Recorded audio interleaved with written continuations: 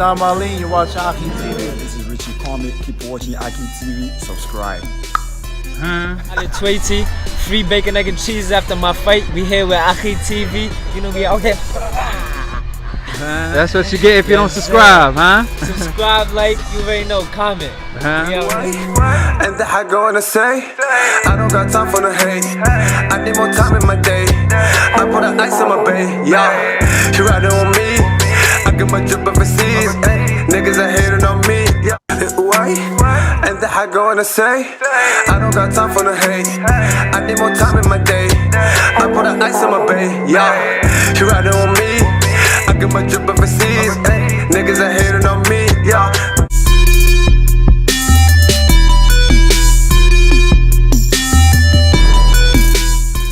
This is Dom Ali, you watch AKHi TV. This is Richie Comet. Keep watching AKHi TV. Subscribe. I did Tweety, free bacon, egg, and cheese after my fight. We here with AKHi TV. You know, we out here. That's what you get if you don't subscribe, huh? Subscribe, like, you already know, comment. And that I go and say, I don't got time for the hate. I need more time in my day. I put the ice in my bay, yeah. You riding on me, I get my drip overseas. Niggas are hating on me, yeah. Why? And that I go and say, I don't got time for the hate. I need more time in my day. I put the ice in my bay, yeah. You riding on me, I get my drip overseas. Niggas are hating on me, yeah.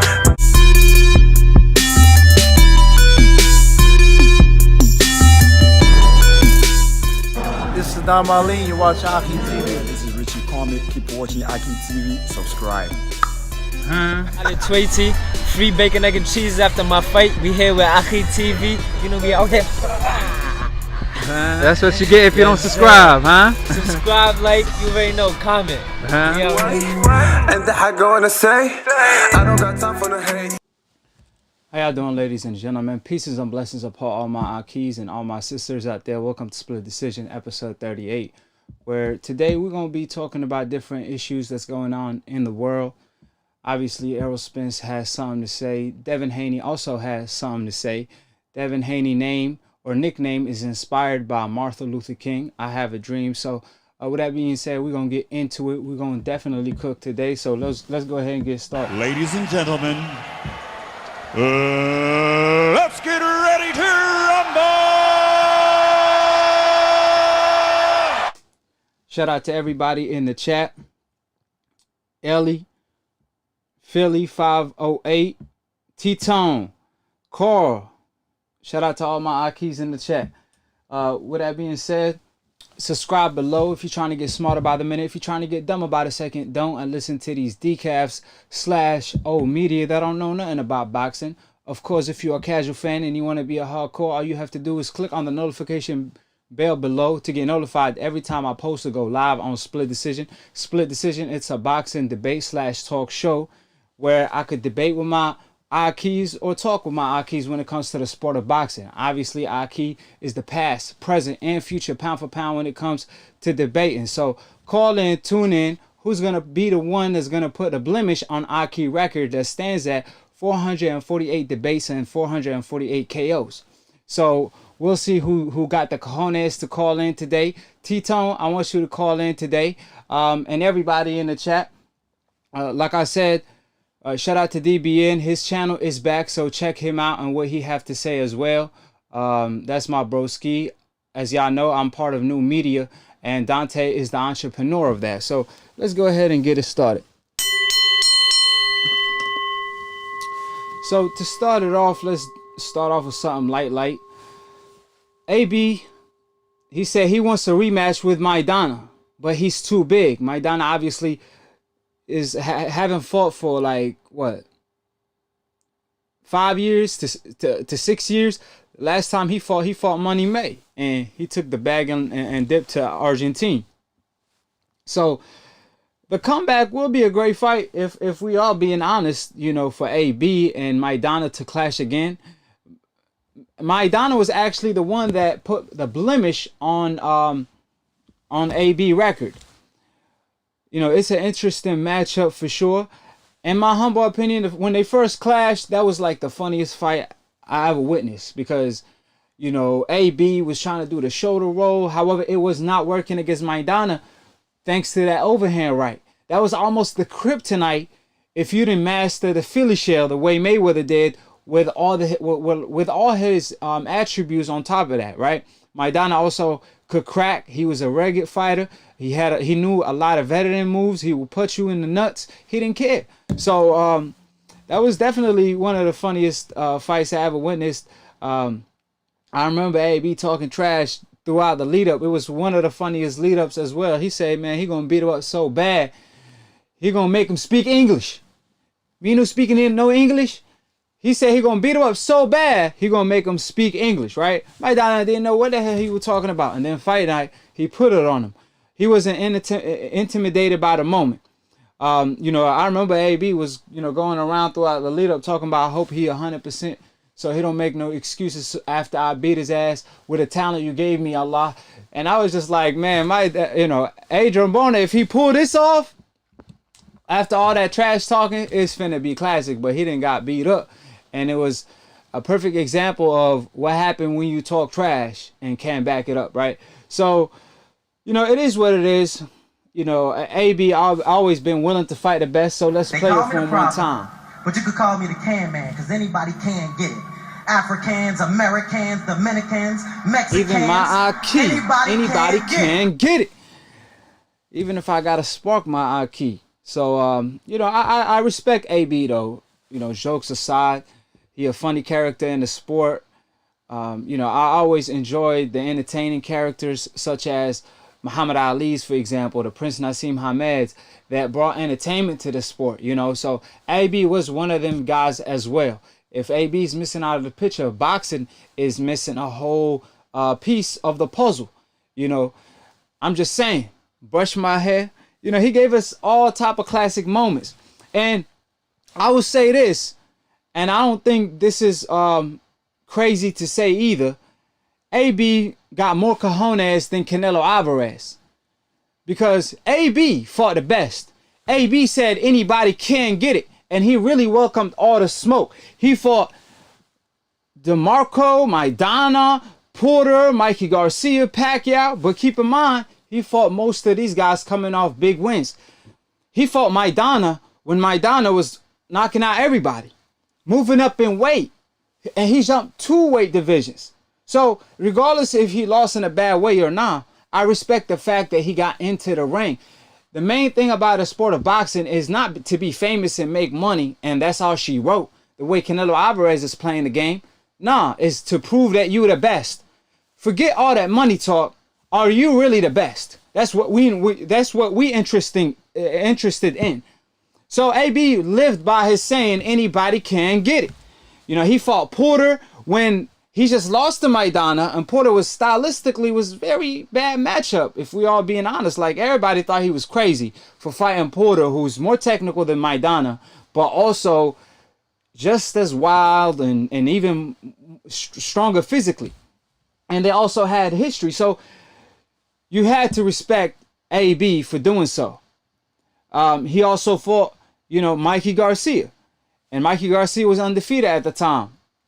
Then he fought Pacquiao. So like I said, you know, I respect AB for always living up to his saying, anybody can get it. Now, he is requesting $10 million to come back, which is obviously he extremely reaching. You know, that's not reasonable, to say the least.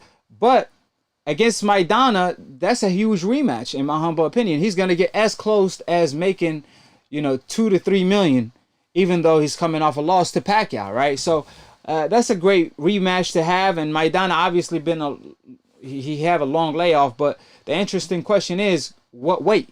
But on the other hand, Canelo Alvarez never fight the best.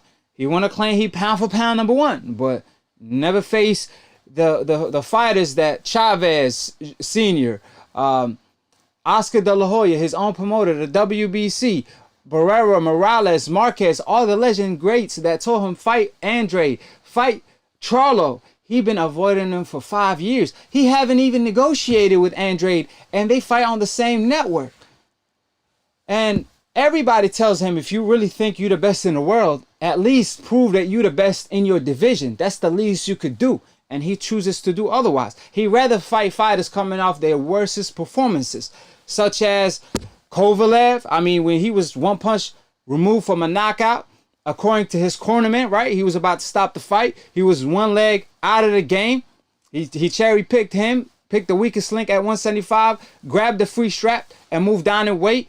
Now he looking to fight Billy Joe Saunders, who was fighting an unknown fighter on a YouTube undercard. So the money ain't the issue. He's always been guaranteed to make that certain amount of money. So money never been an issue. So don't make money the issue. And if money is the issue, why is he fighting Billy Joe Saunders? Or he was about to fight Billy before Billy was teaching the youth how to smack or how to hit females, and he got in trouble for that. But my question is, if the money is the issue, why are you fighting Billy Joe Saunders?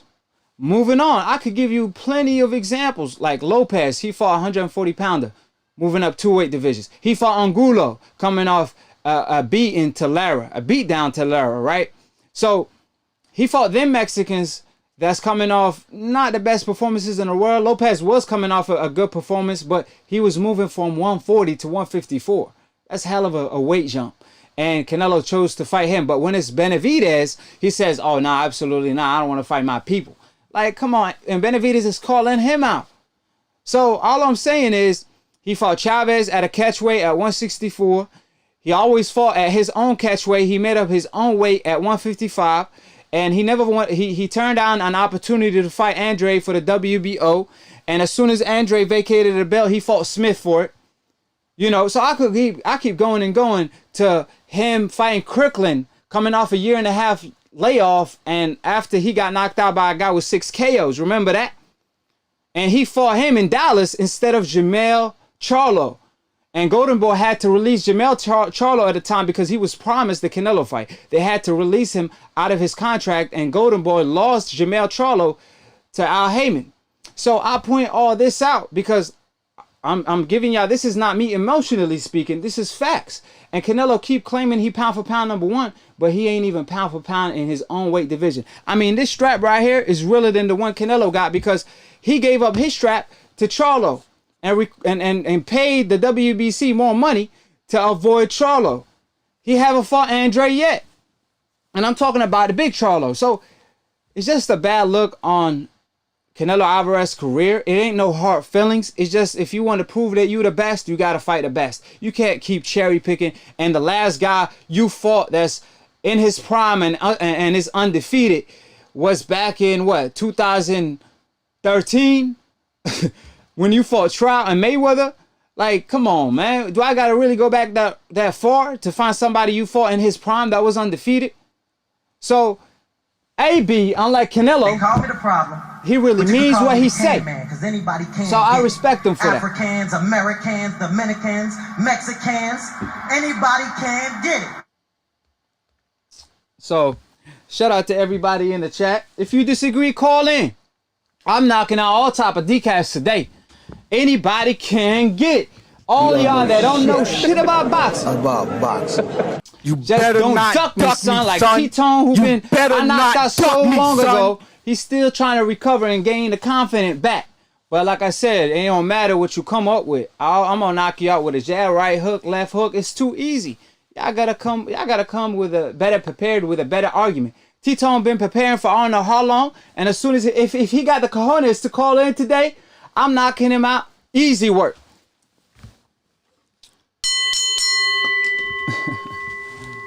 Shout out to everybody in the chat. Shout out to all my AKHis too. Let me give a couple people some shout out because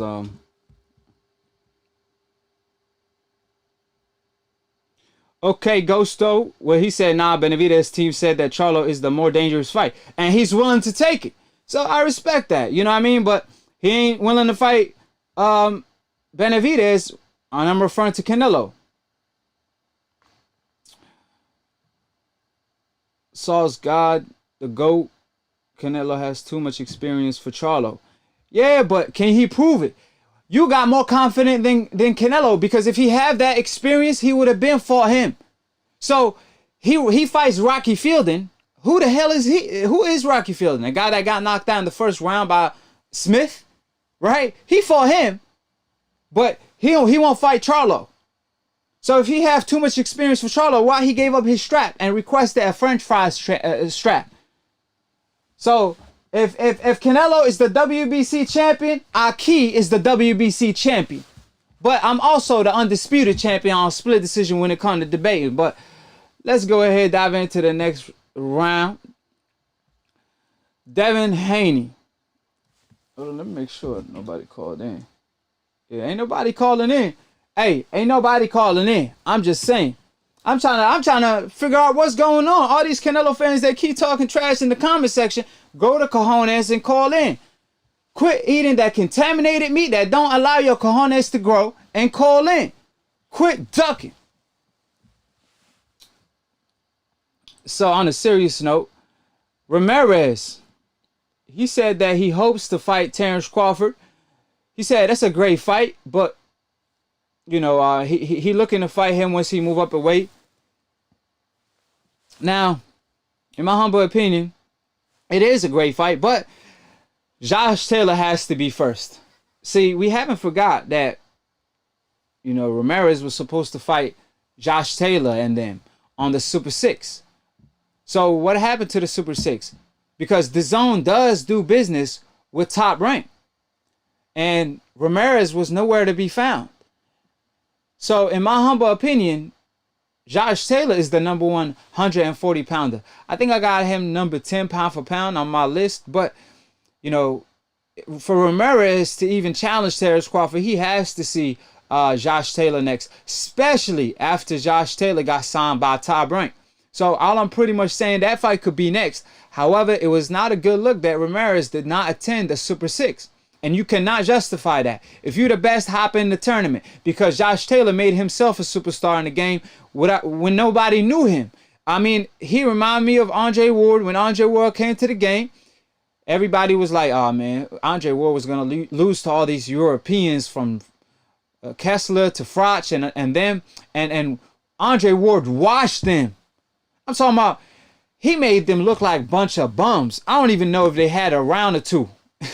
I mean, he won the Super 6 without pretty much losing a round or two, right? And Josh Taylor, obviously, he wasn't as dominant as Andre Ward, but all I'm saying, Josh Taylor was pretty unknown, and he came to the tournament and pretty much wiped out the whole division.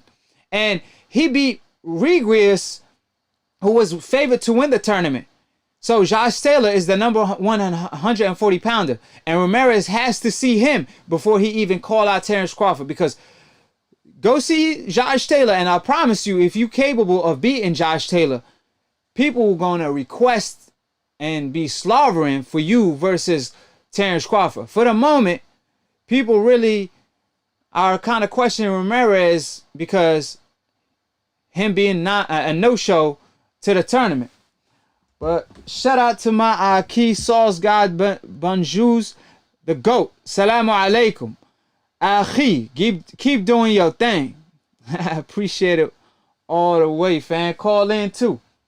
Call in any topic you want to talk about, because like I said, we're going to dive into the main topic of the night pretty soon. So appreciate the support.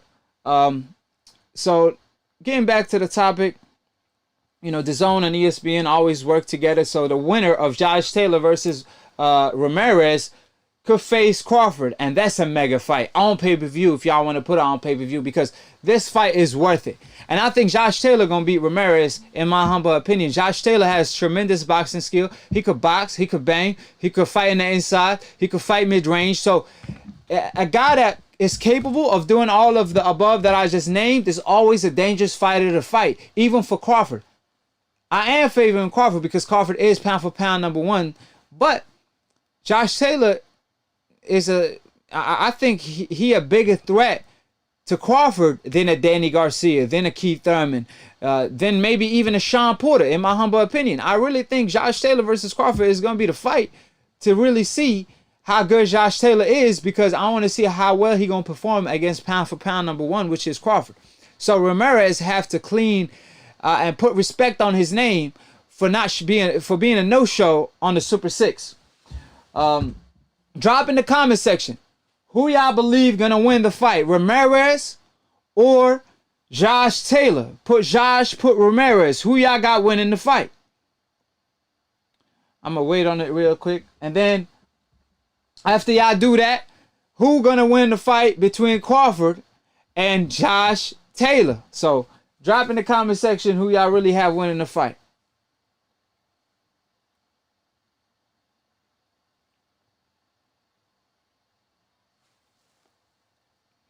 Waiting on the answers before I go.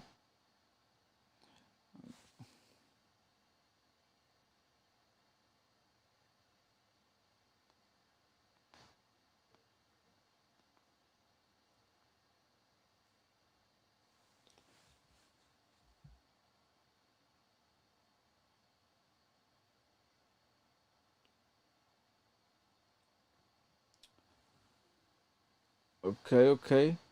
Hold on, let me wait a second before so I could give everybody a chance to answer. As y'all know, the chat is 30 seconds behind me live.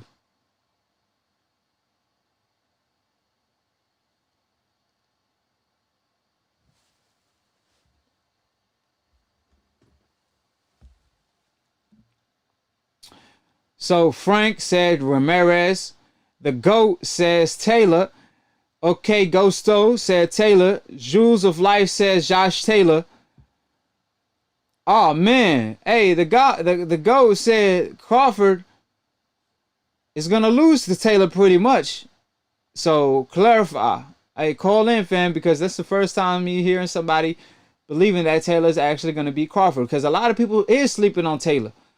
Jules of Life said Bud beats Taylor easy. I won't say easy though, but it's gonna be a good fight.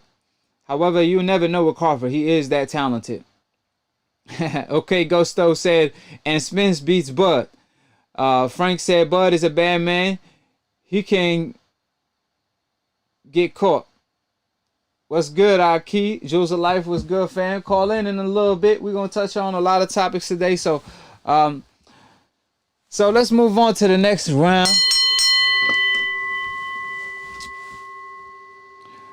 Now, Ramirez came out stating, if I was to fight Teofimo Lopez and the real Devin Haney, I don't think they will last 12 rounds with me. That's how he feels. Now, you know, that is intrigue. That's an interesting matchup, and it could happen definitely in the future because both Teo and Devin Haney are moving up in weight.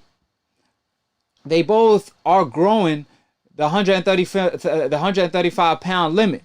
So that's a future possible fight at 140, either at 140 or even 147.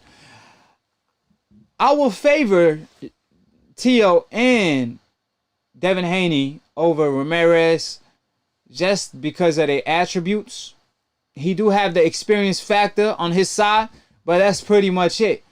However, we saw what Lopez did to somebody that had an experience factor on his side, which was Comey. But it's going to be a tough fight for sure.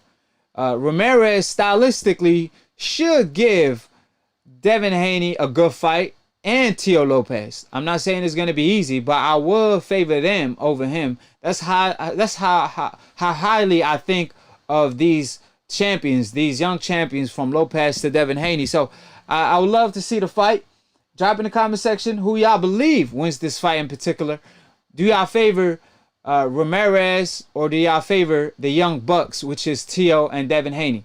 Like I've said, you know, Ramirez have so much smoke his way from the young bucks to the old school, meaning from Errol Spence to Terrence Crawford, which they are the old school, to the new school, which is Devin Haney and Lopez. So he got a lot on his hands. You even could put Ryan Garcia in the mix. So they all great fights for Ramirez, in my humble opinion. Ramirez is obviously more so of a puncher, and you know he relies on his power and pressure. But I feel like they got more they got more attributes to pull off a win like that, because I also believe they got the higher IQ.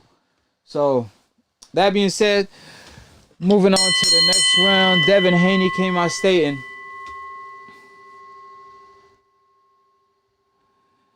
Devin Haney responded, clapping back at Ramirez, stating, "Ask him what happened when we sparred at Walcard. I will fuck around and stop him. He get hit too much." Oh man, hey, Devin Haney done got the boxing game shook for real, because that's a great fight. But he's saying he already spanked him or whooped him during sparring. According to Devin Haney, he said he already gave him the work, and to be specific, the Walcard. So man, first of all, let me shout out my AKHi for always showing love for the second time. Sauce God, Bonjour's the GOAT. He said, "I think Tio will KO Ramirez, but he might be a handful for Devin." Okay, I see what you're saying. Now, what do you think about what Devin had to say of him stopping? Oh, no, excuse me. He said he will stop him. Now, he did say that, but I'm talking about the sparring match. He said he pretty much already beat him up during sparring. How y'all feel about that? Now, like I said, I don't know. This is new information to me. I didn't even know they sparred before. But Devin Haney sparred Amir Khan, Floyd Mayweather, Javante, Shakur, Ryan Garcia. Well, he fought Ryan, but y'all get my point. All these names that I'm naming off top of the dome. So now Ramirez to the list. Now Tio obviously is on the list. So it's so many talent that he done sparred, and iron sharpened iron. So if that's the type of competition he already fought as a kid, man, this man finna be sharp as a pro. I'm telling y'all. Don't sleep on my man. So that's a great fight though. That is a great fight. So pretty much we shall see in the future how talented is Devin Haney once somebody got that cojones to face him, because he's on his pretty boy stage right now. Ain't nobody want to smoke until he become Money May. Then they're gonna be knocking on the door. Y'all have to realize he is like 21, I believe, right now, and he just made $1 million his last fight fighting a nobody, right? So he is making money. It ain't like you're about to fight him for free. But apparently they want to be paid if they're gonna fight Devin, which I don't know. Skill recognize skill. They treating Devin Haney like he Mike Tyson when he's supposed to be Money May, right? So we'll see though. We'll see.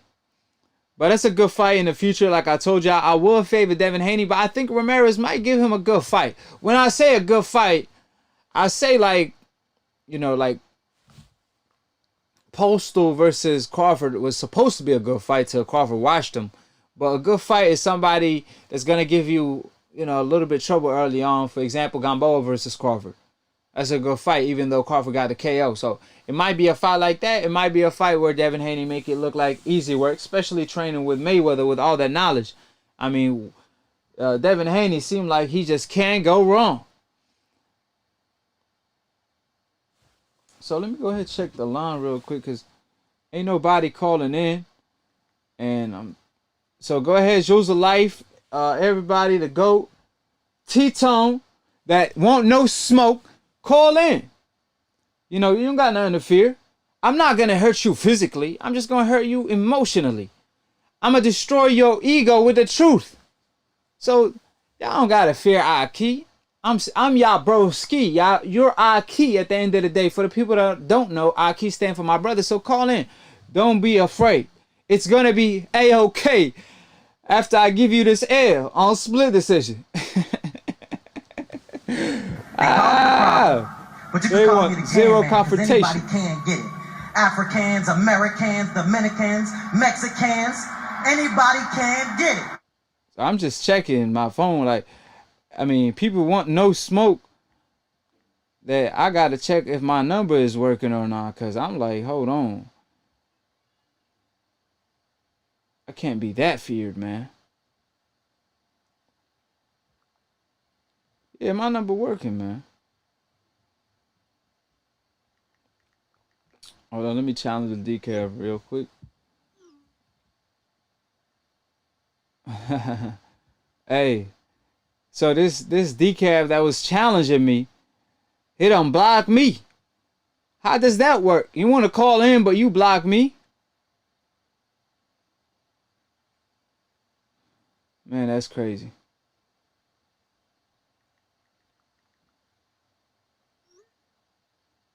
All right. Well, I guess since nobody want no confrontation.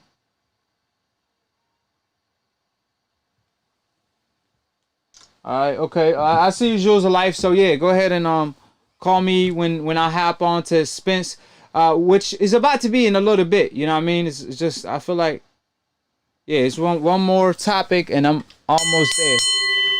So round number 6, I believe, or topic number 6, Devin Haney.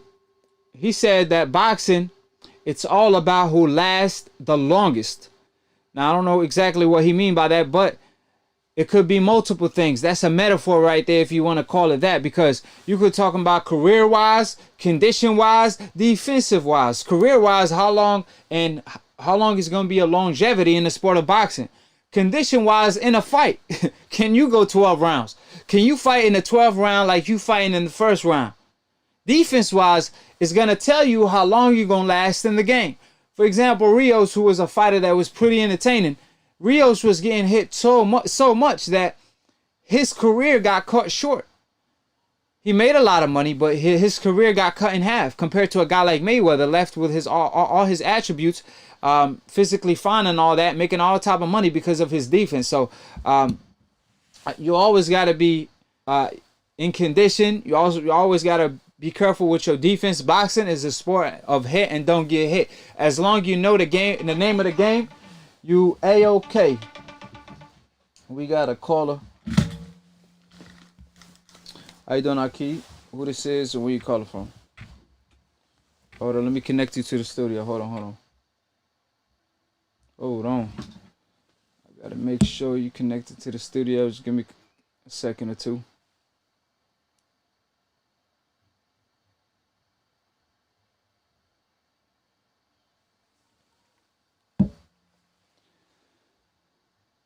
How you doing, Aki? Who this is and where you calling from?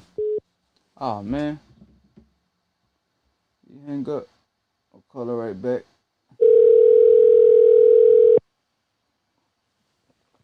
Cop the Aki merch. You see in the chat. You see in the below all my videos. So when you do take a picture and send it to me. I see people buying a few, but if you're gonna buy, at least send it to me so you know what I'm saying I could repost you.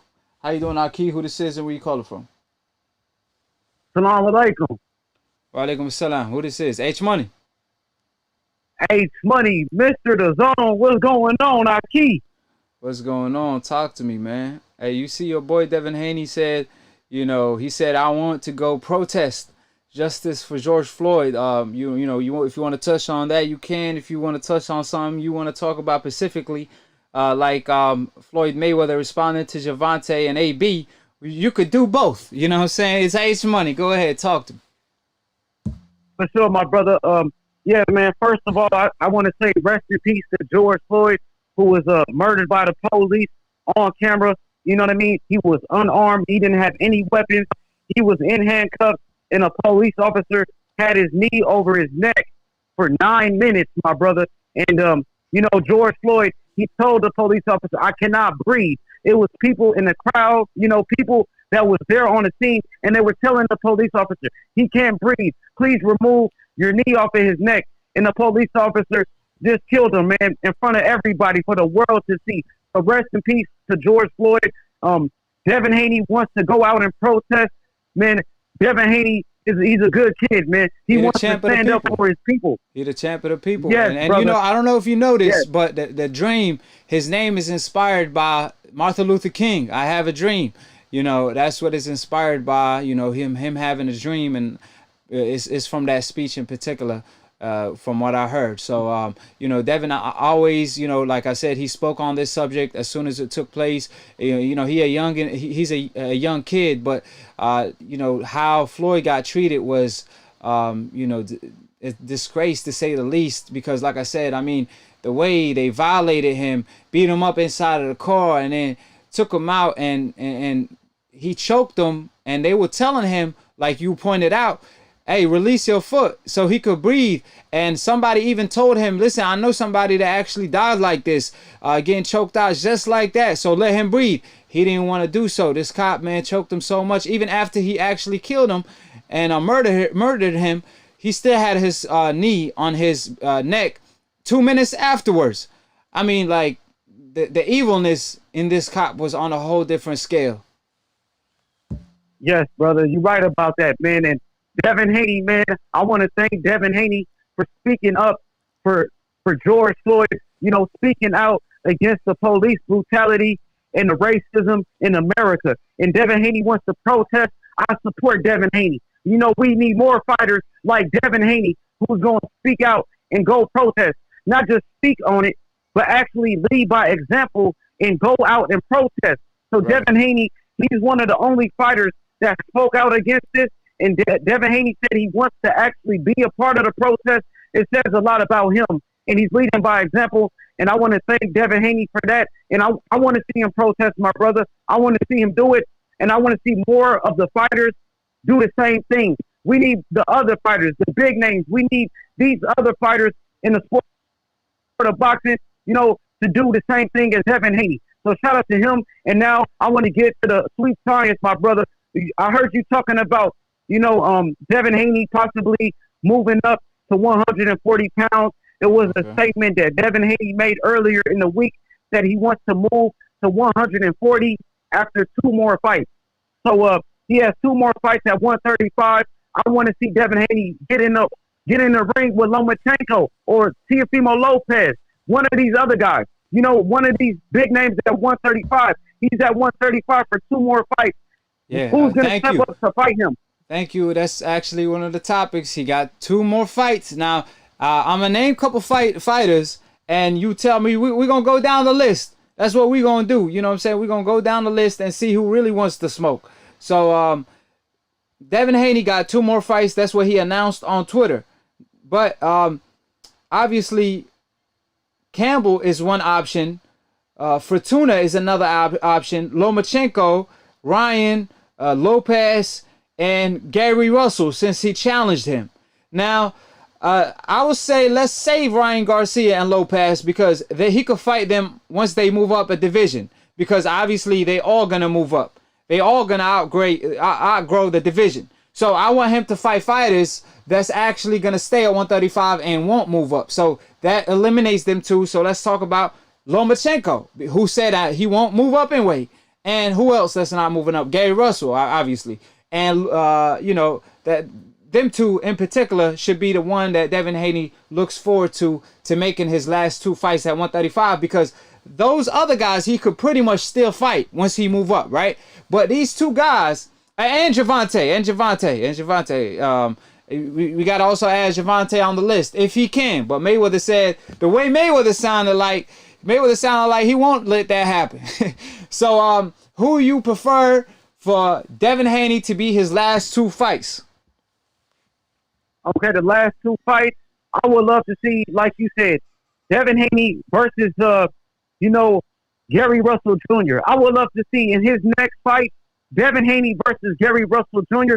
Gary Russell Jr. is currently at 126 pounds, if I'm not mistaken. But he was talking real bold on the internet saying, oh, Devin Haney, your father got you in some trouble. You know what I mean?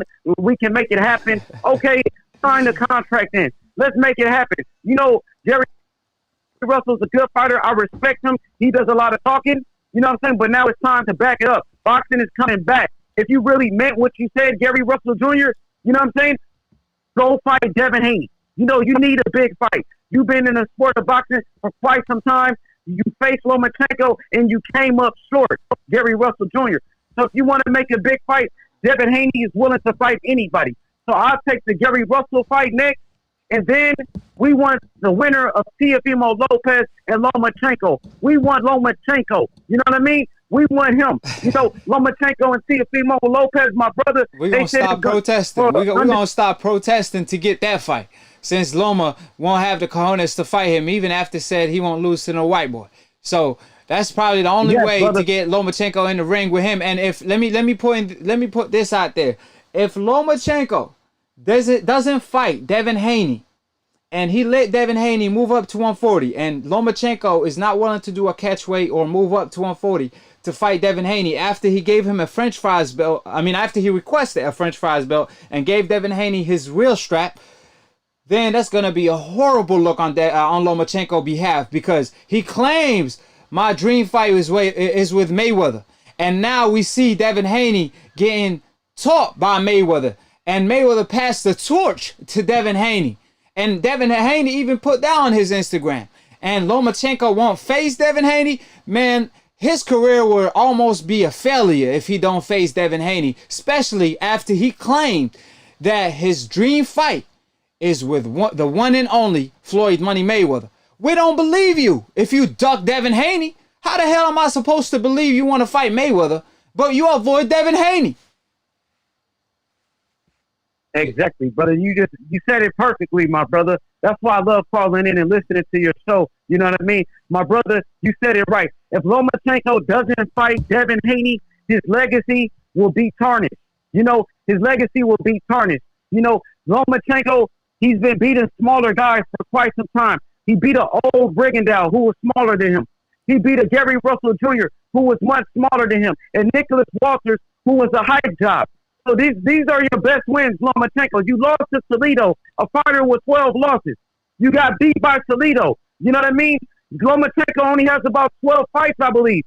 Doesn't he only have 12 fights, I believe? You know what I mean? So what has he done to be such a great fighter, my brother? That's what I'm saying. And what I'm saying is, see, we not talking about, you know, Lomachenko is not a good fighter. Me and you agree that Lomachenko is a good fighter, but old media overhypes him so much. They try to make it seem like he's a talent we never seen, like a Roy Jones or such, but he's not. And one thing for sure, he don't have the cojones of them type of greats either, because Devin Haney got more cojones than him. Devin Haney wants to face him, and he lets a 21-year-old bully him. Makes him look bad. Like I said, even a grandpa version of Pacquiao made him retract his words, and he said he wanted to be as great as Pacquiao, and as soon as Pacquiao offered him to fight, he said, absolutely not. I don't want to fight Pacquiao. He too old. You know, they're going to say I made my career off fighting somebody that's old. That's like, what? Well, you didn't say that when you fought Rigondeaux, who fights at 118 now. You know what I'm saying? Rigondeaux fights at 118, and he fought Lomachenko at 130, 3 divisions above that right now. So what I'm pretty much saying is, the way Lomachenko is hyped, his career will nearly be a failure if he don't fight Devin Haney. Forget beating Devin Haney. Man, you better fight him and win in an impressive fashion. If not, then that's a horrible look. And what old media gonna do then? Are they gonna hop off the train the same way they did with Gennady Golovkin? And keep in mind, my brother, Gennady Golovkin, they put him on the list for of the past 25 greats in the past 25 years, and they put Gennady Golovkin on top of Roy Jones, if I'm not mistaken. They put Gennady Golovkin number 13. The audacity, the disrespect to put Gennady Golovkin over great fighters like Barrera, I think even Morales and Nassim Hamed. Like, man, are you crazy? Are you putting Gennady Golovkin, a guy that, you know, pretty much his career is a failure, according to his biggest fan, Jim Lampley, who said prior to the Canelo fight, if Gennady Golovkin can't beat Canelo in the rematch, his career is a failure. And Max Kellerman said Deryachenko beat him. So these are his biggest supporters that had to retract their statements. I remember the time when Max Kellerman, every time he go on TV, he talking about Gennady Golovkin is the hardcore favorite fighter. And it's like, nah, don't speak for me. I never said Gennady Golovkin is my favorite fighter over Pacquiao or Mayweather. If he your favorite fighter, then say that. Don't speak for everybody. You know what I mean? And then he turned out to be, instead of Mexican style, every time he fought a fighter that go toe-to-toe, he want to go Muhammad Ali style. And then obviously he ended up losing his big fights. So what I'm pretty much saying, the same thing is happening to Lomachenko. And we not, like people like to put it, oh, y'all hating. Nah, we telling the truth. If we are critics, then why doesn't Lomachenko prove his critics wrong and fight Devin Haney instead of requesting a French fries belt that's not a belt nor a championship? And you pretty much don't have to fight your mandatories and is a trophy instead of a belt. But Bob Arum want to claim if he fight Lopez, he don't have to fight Devin Haney to be undisputed. That's absolutely ridiculous. That's a cheat code. That's basically you finessing the boxing game for you know, to claim that you making history when you not. I mean, this man fought for the WBO title after losing to Salido. And the WBO title said in the rules that you cannot fight for this strap if you're coming off a loss. But not when it comes to Lomachenko, because that Hope Insurance kicked in. ESPN erased his loss on more than one occasion where he got taken to the Mexican University. So all I'm pretty much saying is, if you are the best, if you feel like you're the best, if you feel like your dream fight is with Mayweather, then fight Devin Haney, his prospect, his prodigy. Yes, brother. You said it best. You know what I mean? Like Lomachenko, he said his dream fight is Devin. You know, he said his dream fight is Floyd Mayweather. You know, if your dream fight is Floyd Mayweather, why not fight the next Floyd Mayweather? The man that Floyd Mayweather is training every day, Devin Haney, who's been a part of the Floyd Mayweather gym since he was 8 years old, learning from Roger Mayweather, Floyd Mayweather Sr., and now the myth, the legend, Floyd Mayweather Jr. himself. So if you really wanted that Floyd Mayweather fight, you will fight Devin Haney and said, oh, I beat the next Floyd Mayweather. But no, you don't want that fight. You know what I mean? You requested the franchise belt. You requested the franchise belt. Right. And see, H Money, this is the issue right here. I think it got lost in translation what Lomachenko said. I don't think he said a dream. I don't think that he said my dream fight is with Mayweather. I think he meant to say my nightmare is with Mayweather. Because if it's truly your dream, and Devin Haney, his nickname is the Dream, you would have fought him. That's all I'm pretty much saying. If anything you say is true, then you would have at least backed that statement up. Now, I believe he really meant nightmare and he got lost in translation. You know what I'm saying?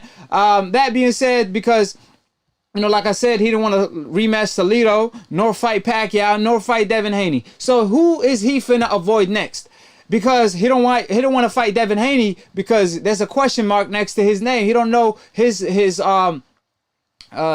how talented he is. He don't know how really good he is. And if he see him vulnerable, for example, he will fight him probably. But if he don't see him vulnerable, he will never fight him. And that's my issue with Lomachenko. He looked to pick and choose, the same thing Canelo Alvarez doing. That's why it's funny, they got one thing in common. They both requested a French fries belt. Yes, brother, yes. Like you said, man, he's picking and choosing. When it came to Gervonta Davis, oh, he wants that fight. He's vocal about Gervonta Davis. But when Devin Haney, you know, is calling you out, when Devin Haney, you know, Devin Haney is ranked #1 in the WBC. Devin Haney was your mandatory, the same weight class. The man's calling you out, calling you no Lomachenko. You didn't want the fight. What he calling him? What he calling him? No Lomachenko. No Lomachenko. He doesn't want to fight.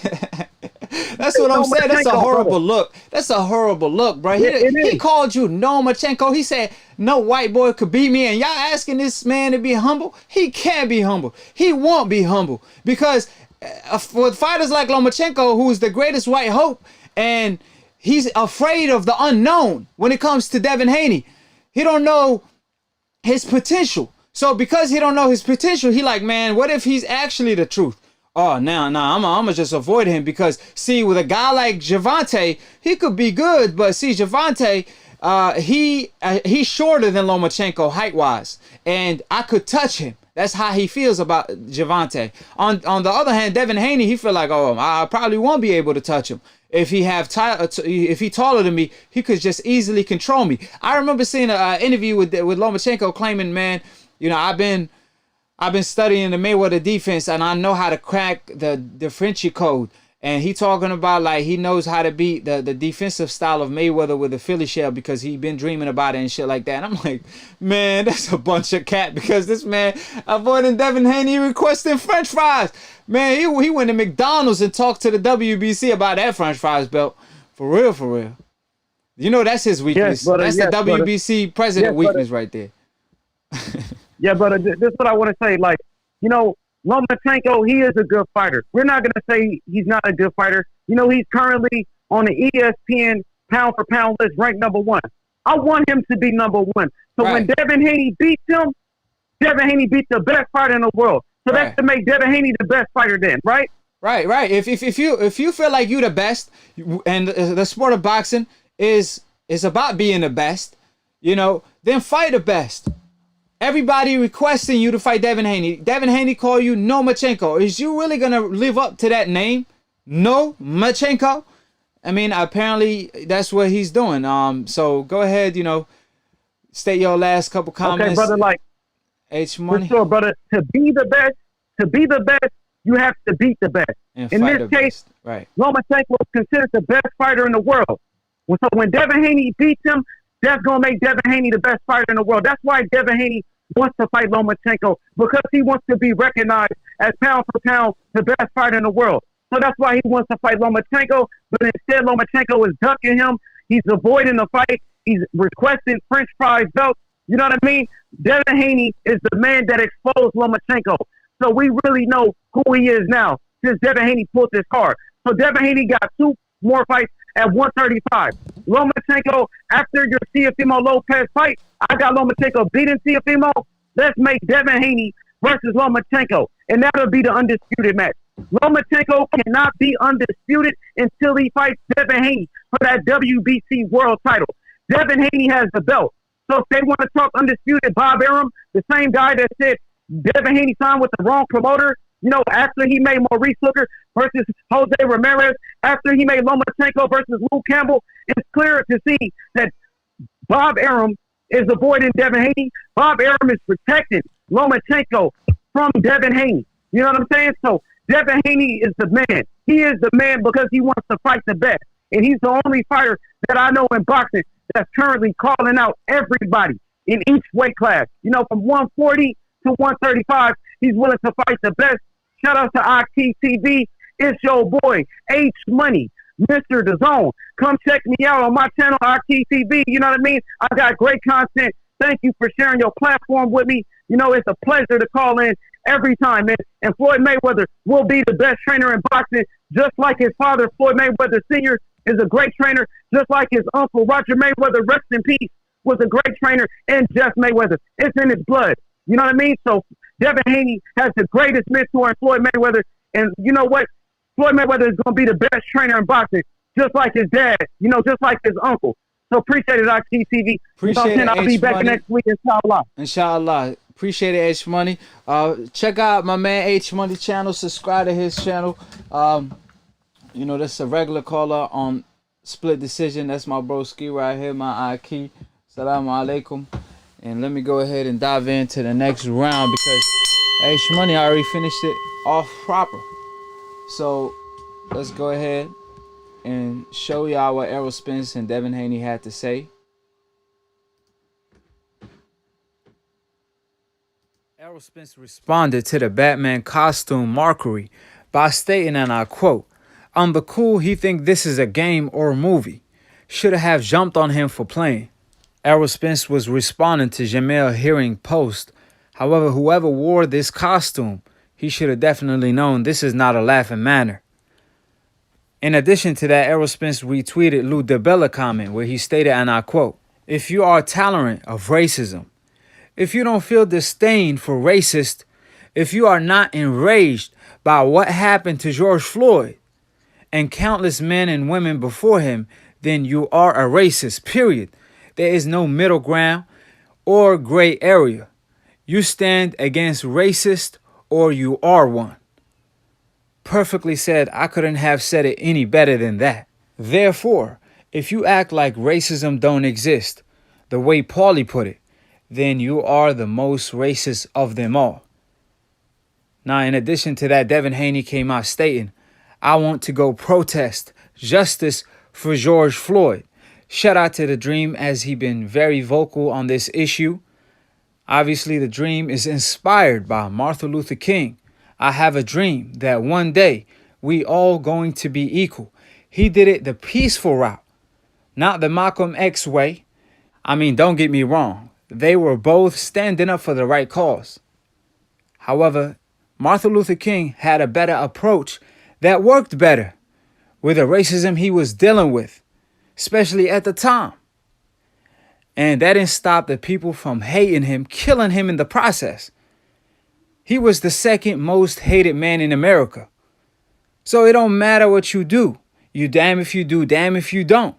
And Martin Luther King is the perfect example of that. Because it don't matter if he was doing it the violent way or the peaceful way. He still got killed in the process and was the second most hated man in America. However, I must point out he did it the smart way, which was more effective. On the other hand, Russ came out and stated, if you want to change the system, speak up. White silence is pro-racism. If y'all don't know Russ, ladies and gentlemen, he mix, master, produce, engineer, and all of the above when it comes to his music, right? Russ, he put this shirt out in 2017, and we are in 2020 today, and the issue haven't been resolved. Russ also raised money for George Floyd family. In one day, he raised $158,000. So shout out to Russ for doing great things for the community. Russ is also Italian. Guess who's also Italian? Paulie Malignaggi, the person that have evil intent, part of his name. Which this is also another perfect example of it don't matter who you are, it don't matter where you come from, and what is your ethnicity. There's always two kinds of people, the good and the bad. And keep in mind, for every household, there's a bathroom. So when it comes to Paulie and Russ, for example, if they were actually brothers living in the same household, Russ is the living room. Meanwhile, Paulie Malignaggi. With that being stated, this is not a laughing matter. So, Errol Spence obviously responded to the Batman costume, because it's pretty much a mockery. This is not the time to clout chase. This is a real life issue that exists. To this day. To this day. To this day. Bomb Squad! I mean, for the cop to do what he did and violate George Floyd in front of the whole world, when everybody was telling him, quit stepping on his neck, remove your knee from his neck, he can't breathe. He was screaming, mama. They beat him up inside of the car, then put him on the ground, had a couple cops on top of him. And this one in particular put his knee on top of his neck for more than 8 minutes. And in around the 6th minute, obviously Floyd could no longer breathe, screaming, I can't breathe, like 1,000 times, screaming mama and all that. And he even said, man, I can't feel my leg. He hinted that he was about to pass away. May he rest in peace. And then, man, this cop did it cold-blooded. I mean, he was like smirking while he was doing it. People in the crowd was telling him, let him breathe. I know somebody that actually got killed just like that. But he didn't care. You know why that is? Because he obviously sick, but he a racist. Now, the bigger issue is the system. What is going on? How can we possibly be living in the greatest country in the world that tax the rich and provide for the poor, but they let things like this happen and they sent this cop home? They fired him, but they sent him home when he should be going straight to the jail cell because that's where he belongs. How can you be a cop when you're supposed to be protecting people, but you out here doing the exact opposite? You the criminal. And he could do it without being charged. Then after all the riots and all the above, then obviously this man had I think he had like a third degree murder. But my issue with that, a third degree murder basically say you didn't mean to commit the crime. Correct me if I'm wrong, please, in the chat. Correct me if I'm wrong. A third degree murder means you didn't mean to commit the crime. It kind of happened by accident. Really? The man intentionally did it. It shouldn't even be first degree murder. I should be giving him the needle because he did it off hatred, off racism. That's when you face the needle, when you actually kill somebody based on racism. The same incident happened like that where I go to a school, right? NC State. And of course, there's 3 people there. And the 3 Muslims got killed by this person who just shot him up for no reason. This person was stalking them and then went home. And when they went home, he knocked on the door and killed them, right? They had a whole parade and all that. But all I'm saying was they pretty much went to the father and said, do you want to charge this person for attempted murder due to racism or due to, you know, you just want to charge him for killing your kids? Because he could be the case if it's due to racism if they can't prove it. If you want to make him face the needle. And then he went the other direction, which is, hey, just, you know, because he killed my kids, right? But the issue with that is y'all saw the proof on camera. Ain't no bigger proof than that. So if y'all want to stop all the riots, then the best way to go about it is to actually charge the criminals, which are actually the cops who's supposed to be protecting the people. So take not just that cop, all four of them need to be locked away and put away. And that one in particular, the main one that choked George Floyd, cold-blooded, and smirked while he was doing so, that man in particular need to face the needle. Other than that, y'all gonna keep continuous seeing riots and all that. Because it's wrong. And people say why they don't protest, which I agree with that method, right? Protesting is the right way to go about an issue or two, right? There's always two methods you could go. The Malcolm X way, Martin Luther King route. There's two ways you could go. They both right, in my humble opinion. However, one is more violent, the other one is more peaceful. You getting mistreated while staying peaceful. The other one is you retaliate with violence, right? Now, which one worked better throughout history, if we all being truthful? The Martin Luther King route. Even though I love Malcolm X, I got a special connect to that brother in particular. But Martin Luther King route was the smarter route. In order to win, I have to be smarter than you. Since you in control, I'm going to be smarter than you and get what I want. And that's what Martin Luther King did. First thing he fought for is to vote. Why that is? So you could vote for a new law that could ban the cops from doing humans like this. I mean, treating humans like animals. There's good cops and bad cops, but the bad cops need to go away. The bad cops don't need to hold a badge. So the Martin Luther King route took us the farthest. However, what happened in return?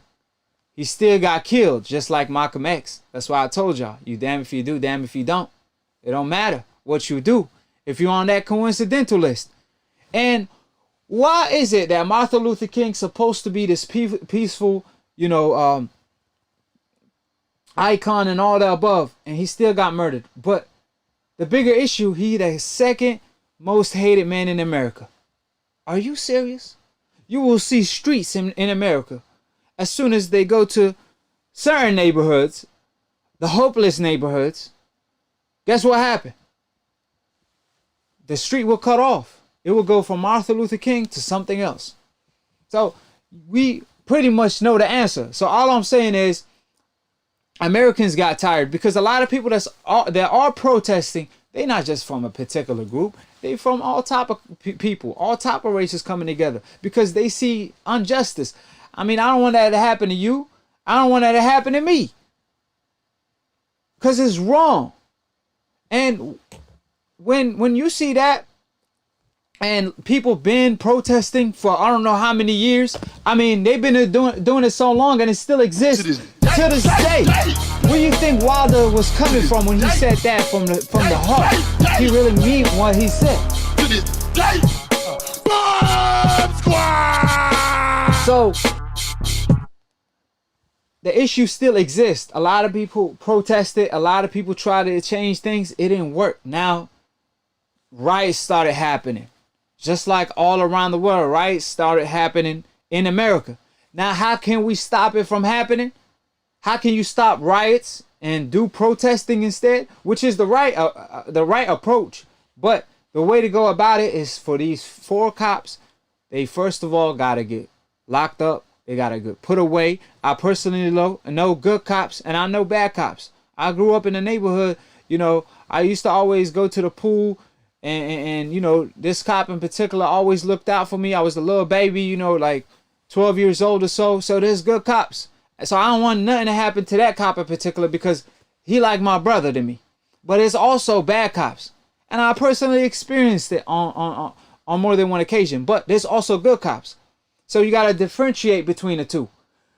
But the system is the issue at the moment, because the system has to fix the laws, first of all, because obviously they improved the laws a little bit, you know, is on a steady state, but it seemed like it's on a linear state. I mean, steady state instead of a linear state, because, I mean, it went from having all these cameras on the cop, but for what? For what reason? If we still going to see things like this and they don't do nothing about it. The guy get 3rd-degree murder charge instead of 1st-degree, or face the needle instead. The other cops, I don't know where they at. And I seen a picture. I hope it ain't true, but the cop didn't have the forehead that I recognized from the video in particular. He had a straight cut. When he had he didn't have a forehead, he had a 5 head.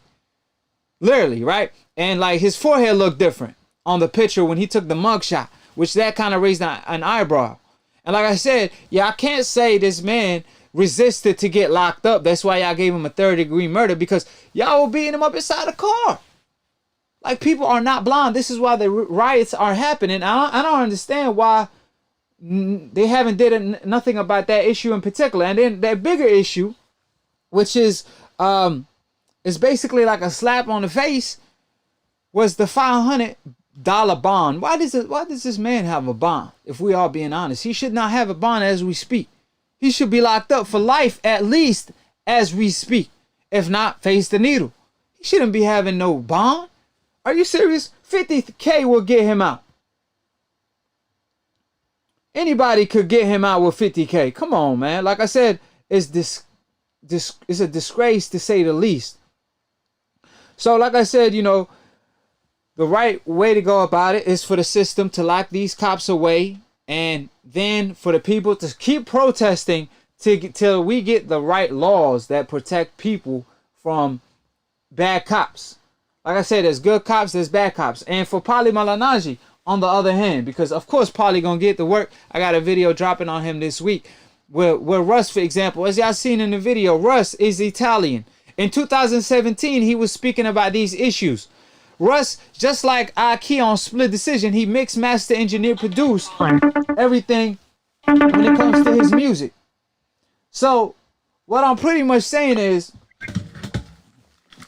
how you doing, AKHi? Hold on real quick till I get my last couple thoughts on this issue real quick, all right? Yeah. Yeah, so Russ, for example, he Italian, right? Now, Russ in 2017 talked about these issues, and y'all saw the shirt that he raising up. And on the other hand, Paulie Malignaggi, he talking about racism don't exist. Now, they both Italian, keep in mind. But like I said, if you act like racism don't exist, then you the biggest racist of them all. Because to you it's natural. To you being racist is A-okay. When we all came from Adam and Eve. Being racist is the sign of the devil. The devil was racist to Adam. That's our father, right? Since we all came from the same father and mother, why does racism exist? Because it's the sign of the devil. And y'all let the devil win is all I'm pretty much asking y'all. So we got to stick together and we got to do something about this issue. And like I said, Paulie, on the other hand, you know, if he and Russ were brothers and they in a household, then he'd be the bathroom of the house, because in every household there's a bathroom. There's a person that makes the family look bad, or for every country there's people that make the country look bad, or for every race, for example, there's certain people that make the whole race look bad. But you can't blame the whole race based on them people in particular. That's not how it works. There's good cops, there's bad cops. There's good people, there's bad people. There's racist people, there's good people that don't see no color. That's pure inside. So that's all I'm pretty much saying. Jules of Life, how we feeling today? So let's go ahead and cook some. Yeah, all right. Can you hear me? Yes, sir. Yeah, I couldn't hear you for like a couple of minutes. I don't know what happened. I think it's when you put your earphones on. Oh, okay. My bad. Yeah. So, like I said, we pretty much talking about the Errol Spence, what he had to say with the the Batman costume. So how some people kind of taking that as like, oh, let's get clout out of this, you know, because ain't nobody a hero. The real heroes are the people that's protesting, that's speaking out. It's the freedom of speech, so voice your opinion. And for all the people that's destroying, you know, businesses and all that, and putting on top of the businesses Black Lives Matter when they are not black, and then on the news they blame black people for that. You know, you have to be mindful of these things, and people aren't like, not every it's not black people that's just destroying all these businesses. It's actually other people, and it's got caught on camera, so there's proof. But they try to paint the people on the coincidental list on a bad light. So you can speak on it if you've seen what I've seen. Oh yeah, obviously I seen what I seen. I hope you know I'm black, right? Oh yeah, I figured. Yeah, you said it on, I know on I another keep. live. Yeah, you said it on I know I live. keep, but I don't know, man. Here's my thing, and I know you know this because you're obviously Arabic. You from Arabic descent, and I remember being a kid in 2001 when 9/11 hit, and after that happened, basically everybody that was. I didn't hear the end of it. Can you hear me? Yeah, I hear you. I said I didn't even hear the end of it after that happened. Remember the incident? Yeah, Man, but yeah, it was horrible. But long story short, people basically started treating Arabic people like they're black people at that time. Right. That's the best way that I could say it in a nutshell. And so I know for a fact that you know what racism is. You've seen what racism is. I see it daily but too. My thing is, but my thing is like I told you, I'm from California. I'm from the center of California. And racism is so bad to where it's like, there was nights where I'm going home from work and they pulled me over and they're like, give me your hand. I'm like, what are you talking about? Give me your hand. I give them my hand, and they put me in the criminal system. And I'm just going home. Wow. Hard 9 to 5. Wow. So that stuff that I see, that stuff bothers me because there's a lot of times where in my life where I get treated like a criminal and I'm just trying to live. I'm just trying to survive, just like the next person. And I've been seeing this stuff my entire life. I mean, like by the time I was 10, I had already read almost the entire Black History Encyclopedia. This was a college book. This is a 10-year-old kid reading a college book like this. So I know the entire history, but my whole thing is that this can stop, but how this will stop is it's up to the hands of the leaders. It's up to the hands of Donald Trump, and I just find it very hypocritical and very cowardly how he was talking all of that trash. Yeah, he was talking all of that trash on the mayor of Minneapolis. His name slipped my mind, man. I remembered his name. Oh, yeah, Jacob Frey. That was that guy's name. He talked so much trash on the mayor, Jacob Frey, and then he turns around and he does the opposite. He's saying basically he's weak and he doesn't have control of the city. But you're the president, and don't you got the National Guards? Yeah. Yeah, you got the National Guards, and all this man got is the police, and then basically you're trying to bash him and you're trying to tear him down. But the people who he does have to protect him, they're the people that are doing the crimes. And I watched it before I came on your live chat. I was watching a video, and they basically said that there was 193 accounts of them doing police brutality, and it wasn't just black people. It was like a white lady that they're doing stuff to, and like, but it's just off the charts for black people is what I'm trying to say. Yeah. So this has been going on. They get it the worst. Yeah. Like, if we all being honest, you know, racism come in all type of form, like you pointed out earlier, you know, even against religions. But, you know, black people get it the worst. And they see it. Like, I mean, you got to be all... Even Stevie Wonder could see it because he could hear. And you can hear about it if you're blind. So, like I said, ain't no excuse. Yeah, but my whole thing is that the people that are in charge, the people that are supposed to be enforcing the law, those are the same people that are protecting the criminals. in this situation. Right. Because every time you go on and you look at not ESPN, CNN, and every time you look at Fox News, they always have concern for the police. They always make sure to talk about the police, but then they don't talk about the civilians. And then when they talk about the civilians, they talk about us like we're a bunch of brainless idiots or we're thugs. So we can't be people that deserve equality. And the whole problem from the get-go in this country with the police is that they treat police, because I know you're Muslim, they treat police like jinns. They treat police exactly like jinns, and that's the problem. Right. And if they treated them like men instead of like they're some supernatural beings, there wouldn't be problems.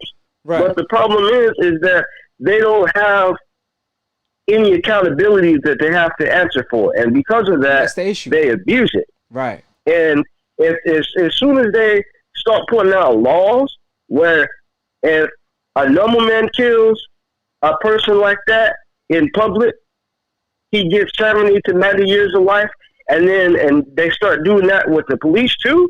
So now you start getting treated like a normal person, even though you're a police officer, if you're abusing that badge, because you swear an oath, but then you turn around and then you do this. Right, and that's So how that's you my solve thing. the issue. That's how you solve the issue.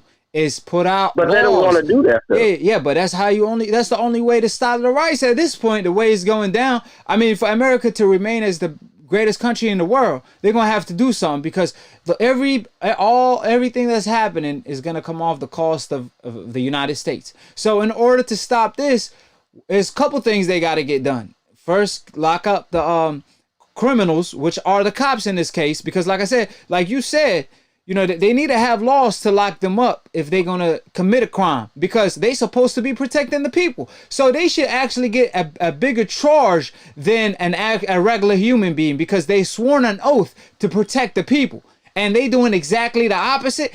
That's absolutely unexpected. I mean, excuse me. Unacceptable.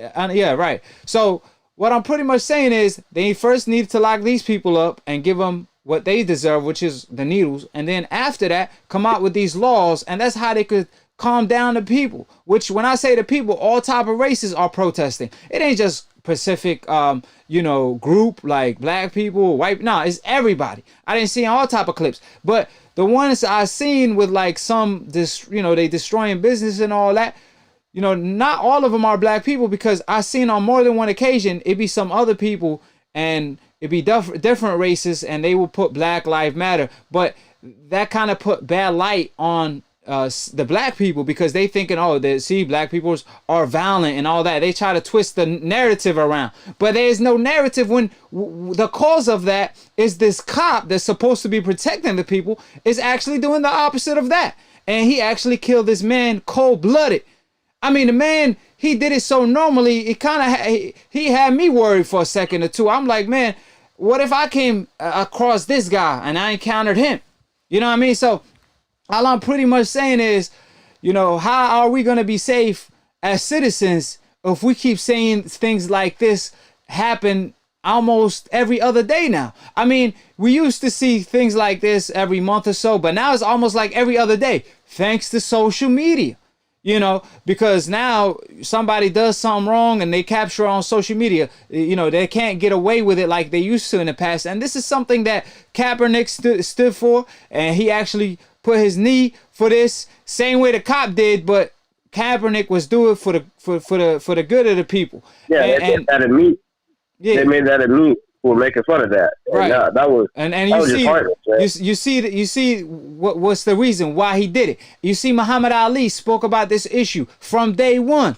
He kept talking about this issue. Now we seeing cops killing regular civilians. You got to keep in mind, you talked about my religion, which is Islam, right? In my religion, that Muhammad, our last prophet, he was the one that actually freed the slave. That's what a lot of people don't realize, is that he freed the slaves back in his time, right? And in my religion, you can't be a Muslim and a racist. They don't go together. Being a racist is a trait of the devil, and God created all of us equally, you basically he separate us from our good deeds and our sins. That's how God separate the good people and the bad people, right? And he put all the bad traits in the devil. So I say all of this because if you kill one innocent man in my religion, if you kill one innocent man, it's like killing the whole nation in the eye of the beholder, killing the whole humankind in the eye of the beholder. So if you didn't give life, how can you take away life? You know, I mean, it's like I said, it's unacceptable at this point. I mean, it's happening time and time again, and we just need a law that comes that actually hold these cops accountable. The bad cops, because there's good cops. Don't get me wrong, and there's also bad cops. There's good people and there's bad people. So we just need justice, and justice have to be served. Yeah, that everything you said is agreeable, but the thing that's sad to me though is like people on both sides, whether it's citizens or whether it's the government, both people they can figure out what's right by talking and by reasoning and by thinking.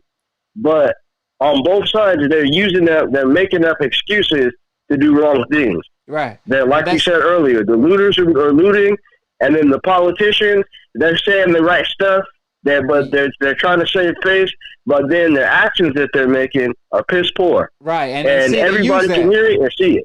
Right. And see, they use that. The politicians, they use that as an excuse. Oh, you see this violence. Oh, you see maybe George Floyd was he resisted. They try to flip it around. Like, nah, they were beating him up. And now they try to use all of this, the riots and all that as like, oh, how can you give a law like that to people like this?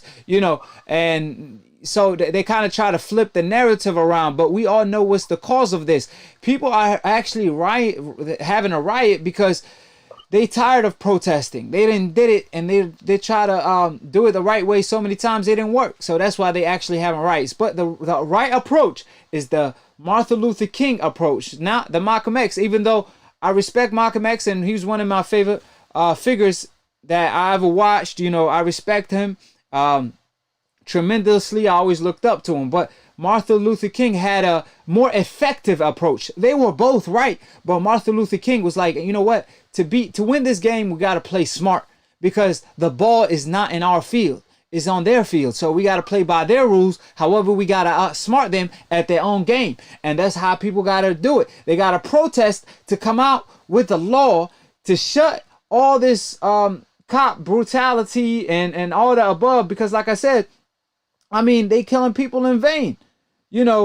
And it's heartbreaking to see, to be honest with you, to say the least. I mean, just like I said, he doing it cold-blooded, and it's like he's killing a human being, and he's treating him like an animal.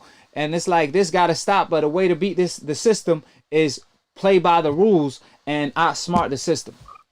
But the thing that's sad about how he died was that he was a parent. He had children, he had a girlfriend, he had a family, and that's the most disheartening. That's the most disheartening thing. And they tried to treat him like he was a thief. And I know you know who Steven Jackson is, but Steven Jackson came out and said he was a truck driver. Now, if you're a truck driver, why do you need to be pulling fraud for $20? That doesn't even make no sense. And from what I heard, what I heard, they actually captured the wrong guy. But I don't know. I could be wrong on that. But I mean, I even heard that too. Nah, but either way, he ain't supposed to. I don't give a damn if he did or not. At this point, he should not be getting treated like that and put on the ground and choked out to death for a $20 bill, right? If that's the case, then that cop that did it need to be fired. He needs to be burned alive. If that's how y'all gonna treat a person that basically gave a fake $20 bill. If that's the case, then what y'all gonna do to the cop for killing somebody like that? You know what I mean? So like I said, you ain't no way you could justify this at this point. No, you know what I mean? Ain't no way you could justify it. I don't give a damn what angle you're looking at this situation from. There's no justifying what this cop did. I don't even know his name. I don't want to know his name. I don't even want to hear him anymore. I just want I want the system to get rid of him. That's the only way to find out if the system is actually doing what it's supposed to do. Like I said, what's the point of having all the food stamps? What's the point of taxing the rich in order to feed the poor in the United States if we're going to see some stuff like this? You know, like I said, that's like the evilest thing I ever seen, when a guy like smirk while he choking somebody. A person that he don't even know. And this cop in particular had a bad history too, from what I heard, like 18 charges. Oh, 18 he had charges. 17 accounts. Yeah. They said he had 17 accounts of him mistreating people. And like I told you earlier, that city itself, their police force is just totally corrupt. They have many accounts of them brutalizing civilians, and because they don't have to answer to nobody, they took full advantage. But I'm gonna say this because this has been a very controversial topic, and this has been a very bad year. It's actually been horrible, one of the worst years of my life. Man. And they need to impeach Donald Trump. He needs to be impeached. He's a failure as a president, and everything that he said he was gonna do, he hasn't done anything. He hasn't kept up to his promises.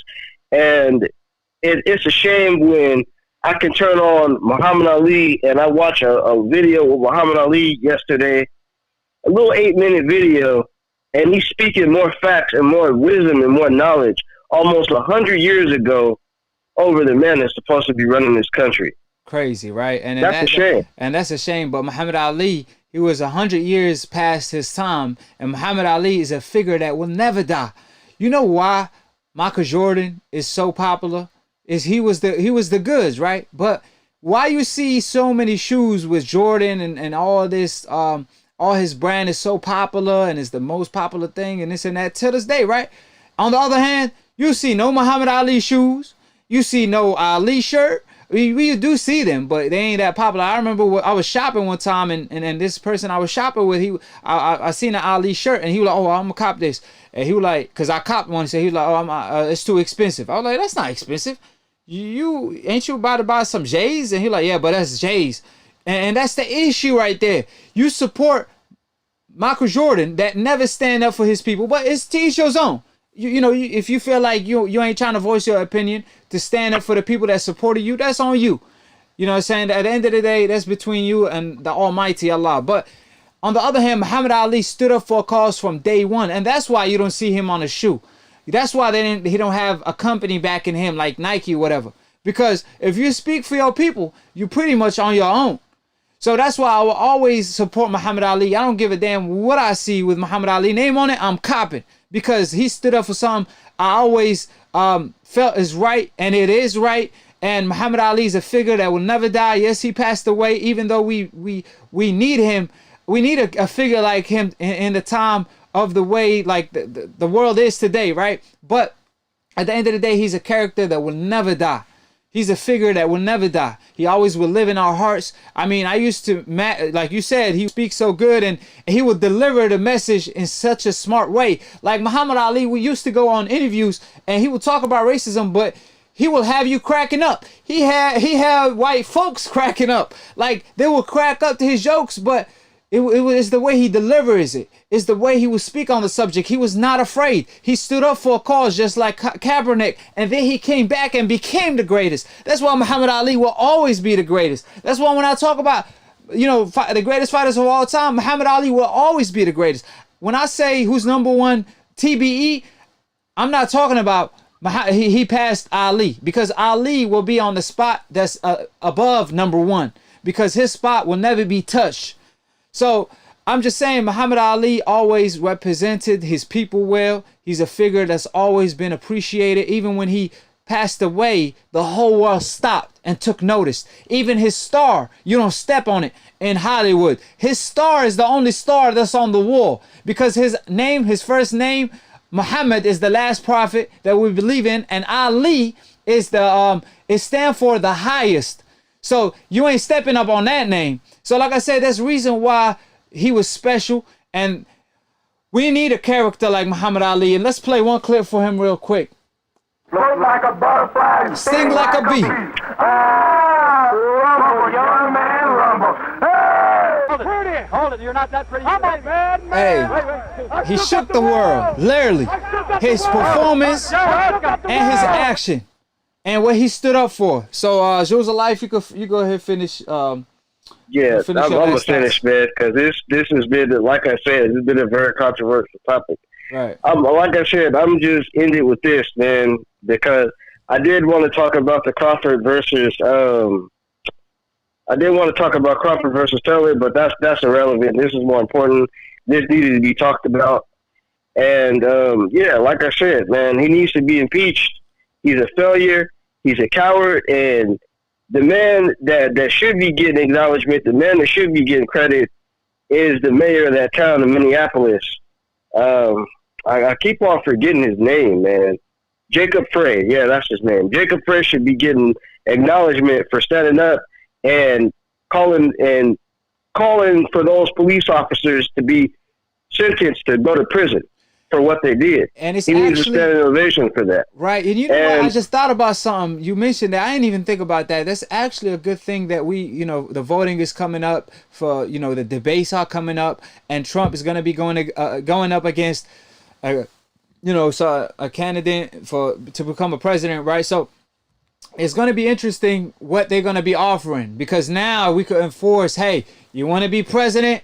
Then we need a law to protect the people from the bad cops, right? Now we could use that. That's the smart way to go about it. Protest against that, and people need to voice their opinion. Hey, you give us what we ask for, you become our president, right? So if some way, somehow, and the person you just named offers all of that, and Trump somehow wins again, because even the last time he won, I really thought it was a joke. I was like, man, this man ain't about to win. He trolling. Bro, I think CNN count how many lies Trump lied on the debate or something. It was like going up to like 300, 400 lies. I'm like, man, ain't no way this man about to be the president. He trolling on TV. Ain't no way. And then, he tells, Mexico, I'm gonna force them to build the wall. Like, that's their issue, whatever. And then he becomes president. Man, like 50 Cent said, the man was shocked. He was shocked that he won. He looked around like, oh, I just won? He was happy as hell. And I don't know if he was happy or worried. Like, he was like, man, what did I get myself into? I ain't ready for this. And then some people try to say, like, man, like, I got a video on this. I ain't even going to talk about, I ain't going to go in depth on this, but somebody said, Trump is, he our first black president. How y'all gonna diss Obama like that? Man, Obama was so intelligent. Obama always handled every situation so intelligently. Look at how the economy was when Obama stepped into the office. Look at how the economy was when Obama stepped out of the office. On the other hand, look at Trump today. When he first stepped into office, and look today. Perfect example. So don't tell me, he our first black president. Why? Because Trump is ignorant. He say some crazy talk, and he'll say grab it by the mushy, and oh, that's why. Oh, y'all associate being black with being ignorant. Come on, man. Like, that's how you know. And it's actually a black person that said that, and it's actually somebody that backed them up on YouTube, and they keep backing up Trump and dissing Obama over that, and they both happen to be black, and that gotta stop. That gotta stop, because like, y'all discrediting your own people. And Obama was one of the best presidents, and he always and will be one of my favorite presidents, and especially the way he handled the debates. I ain't never really started watching debates like that till Obama came into the office. The way he was handling cats with his talk points. But yeah, you could respond to what I said. Yeah, man. My whole thing is Trump needs to get out of the damn bunker that he's in right now, and he needs to handle the problems in this nation. That's all I got for tonight, man. It's been very fruitful. I hope that people open their eyes, and I hope that people actually can learn from what we just talked about. God bless you, man. You have a good night, man. Thank you, Joe Life. So like I said, today was kind of a little different topic. I didn't want to just focus on boxing because there's a bigger issue in the world, and it's bigger than boxing. So that being said, subscribe below. Click on the notification bell if you're trying to get smarter by the minute. If you're trying to get dumb about a second, don't. And listen to these decafs/O media. Now, I don't know how much time I got, but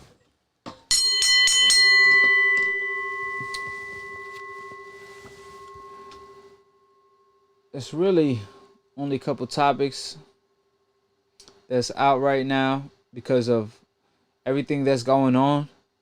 Now, Fury, Wilder, Canelo, and AJ, was like, I think it was Forbes that came out showing what they made this year. So let me pull it up real quick. Yeah, Forbes. Tyson Fury ranked number 11. He made $57 million. That's pretty impressive.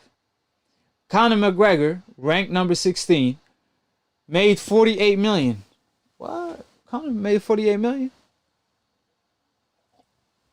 That's impressive too, because he only fought one time, if I'm not mistaken.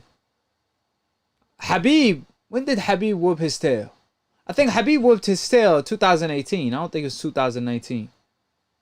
Correct me if I'm wrong. If it's with one fight alone, that's impressive. I think I got my years mixed up with something. You know, but Anthony Joshua is ranked number 19 at $47 million. That's impressive. He beat Deontay Wilder this year. Deontay Wilder at $46.5 million. That's number 20. Okay. I'm actually shocked because this is my first time viewing the list. But Deontay Wilder should be making more than Tyson Fury if we are being honest. I mean, how did that happen? Then Canelo Alvarez, he at number 30, the face of boxing, that don't got the cojones to fight the best. That's what happens. You go down the rankings. You ain't making the type of money you supposed to be making. $37 million. That's still good money though. So $37 million is not bad, but it ain't what Deontay Wilder is making though. It ain't what Tyson Fury is making, or Anthony Joshua. So that's a pretty good amount of money. 4 fighters from the sport of boxing, and then 1 from the UFC. That's why, you know, if you a fighter and you on the come up and you got talent, you might want to go and dive into boxing than UFC, because in the UFC they pretty much robbing you, man. I mean, in the UFC, I don't know how they fighting for chump change, and you could lose so many ways. I really just don't get it, you know. But who is the face of boxing? One fighter with all the controversy from the glove gate and the wild boar, and Canelo Alvarez obviously ain't the face of boxing, from not fighting the best to the contaminated meat to, you know what I'm saying, he ain't making the most money at this point because he ain't fighting the best. So of course they're not going to offer him the right amount of money. So it has to be at this point, obviously, Tyson Fury, because they're going to do whatever it takes to protect that record of his. I mean, they trying to compare him to Muhammad Ali and all that. Now, Tyson Fury, the man, just like we seen, right? You seen all this, what we just talked about when it came to this controversy. Tyson Fury pretty much allegedly cheated, right? And he got away with it. Red-handed. Why? Because of double standards. You know, so everything always happened for a reason. But AJ versus the winner of Wilder versus Fury is going to be interesting. And that's really going to be the face of boxing once we get the whole confusion away with.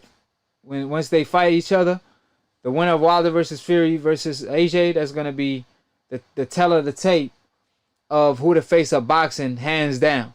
Now it's between AJ, Wilder, and Fury. There's obviously fighters on the come up like Errol Spence that could take it easy, and Javante that's pretty popular, and even Devin Haney, you got a potential to. So with that being said, you know, both AJ and Tyson Fury welcome Tyson fight. I'm talking about the original Mike Tyson, and they both said, you know, we want the fight, but AJ said, if I knock out Tyson, people will never forget me. Tyson Fury, on the other hand, said, I welcome it, but the way he talking, the way he respect Mike Tyson, I think he's going to go in there and, like, take it easy. But, I don't know, like, man, just let Tyson just fight in the WWE. I mean, with all the respect, you know, shit, he was undefeated at one point, but Mike Tyson, his shirt was undefeated. He couldn't even rip off his shirt. So I don't want to see Mike Tyson in the ring. I want to see him get hurt. Just let the man do WWE where it's scripted, not boxing. If he gonna do an exhibition match, then let him versus Holyfield. Like, Holyfield don't look like he got it like that anymore either. And he's older. So they pretty much around the same age, finished the chapter in a great way, and that's all she wrote, right? That's how I feel like they should approach the situation. On the other hand, let me make sure I got everybody in the chat covered. Like I always say in the chat, if you always got a comment and you want to get my attention, or if you got a question and you want to ask me but you don't want to call in, always drop a comment or super chat. It don't matter how much the super chat for, and I always respond to you. So it's a topic I talked about last show, but I didn't mention all the points. The Zone seeking new investment. Eddie Hearn, he out here tripping, saying the Zone is not going broke. Don't believe everything you hear. But on the other breath, he said we got a meeting on Friday to see what the hell we gonna do. The Zone first came. They said pay-per-view is over. Now they saying no, it ain't true, because pay-per-view is still alive. And UFC a perfect example. PBC is a perfect example. The UFC of boxing, because PBC done holding so many pay-per-views, from Wilder versus Fury to Errol Spence twice on pay-per-view in 2019, that obviously they was just capping. The Zone was also offered at $10 when they first came in the game. Now it's $20. The Zone was telling fighters, hey, Eddie Hearn was being the spokesperson, and he said, you know, the Zone is offering fighters more money than they should be getting. So come grab this free money. Come sign with us. Now Eddie Hearn is retracting his statement, talking about, nah, it ain't gonna be no free money. You should, if you take it or leave it. After this pandemic, we ain't broke, but take it or leave it. What does that mean? Like, you know, if you're not struggling, then why take it or leave it? Keep the same energy, don't flip. They had $1 billion back in it. I mean, $1 billion man that's back in the company. Now he kind of telling Eddie Hearn, you crazy, man. You better comment, because you know the Zone blew $500 million on Canelo and Gennady Golovkin. Canelo was a good choice, but he wasn't worth the money, because the contract says he could pick and choose. He could cherry pick. And T-Tone, I see you in the comment section, but you won't call in. If y'all see T-Tone talking, challenge him to call in. Tell him to grow the cojones and call in. I know you can cuss from the way I knocked you out last time, but come on, man. Just grow the cojones and call in. So, with that being said, he could pick and choose. And you could prove me wrong, call in if you disagree with that. Yeah, they claim he his own boss, but he ain't fighting the best, even with a guaranteed purse, right? Now, they blew $300 on him. They blew $100K on Gennady Golovkin, who don't even really have a fan base. Like, he finessed the Mexican fan base by claiming Mexican style. Once they knew he was a cap, they threw him under the bus, and they offered $100 million to him. That was definitely a mistake by the Zone. Now they doubled the price, like I said, and the motto of the Zone, the fact that they only have live fights, they offer nothing else, hurt the company, because since there's no live events and they're not hosting boxing events like the UFC is hurting their brand. If you think about it, if they would have actually hosted events on their Freeman, on their free or not their free, on their actual app, it will actually generate a lot of views, but they actually didn't do so. And because of that, it's hurting their brand. They're about to be bankrupt, from what I heard. You know what I mean? But we'll see. I wish DAZN nothing bad. I hope they actually stay in the game. The more networks, the more it's better for fighters, because it's more like competition than monopoly. UFC is monopoly. Boxing is more so competition. Networks from ESPN to PBC to DAZN. PBC is the dominant force, but still there's competition. The more competition it is, the more we're going to see actually fighters get paid more. It's better for the fighters. However, the less networks, the more we're going to see the best versus the best. So hopefully they get that handled. And Somebody call in. Like I said, you could make your own topic. You could talk about anything. Or you could debate me about anything I had to say if you disagree in anything. And let me just check out. Somebody hit me up. Well, Virgil Ortiz is calling out Adrian Broner. They say they want me to talk about that. Now, I don't know. I feel like Virgil Ortiz need to focus more on fighters that's active. Adrian Broner, he too busy being a rapper. I know he said hey, anybody can get it, but ain't nobody. Hey, AB ain't out here no more. He ain't AB anymore. He ain't a Can Man. He twin. So I prefer to see Virgil Ortiz versus a cat like Keith Thurman, a guy like Danny Garcia, Sean Porter, or even Ugas. Oh man, that's a tremendous fight. I ain't even think about that. Or even Jaron Ennis. Is so much talent and so many fighters he could fight. Adrian Broner, he shouldn't even be looking at him, to be honest with you. Like I said, Adrian Broner is out the game. He asking for $10 million. You know you ain't getting that. So Virgil Ortiz a hot prospect, but he could do better. Like he could pick somebody with a better name that's active and focused on boxing. So beside that, at this point, I mean, I don't know. Like I said, you know.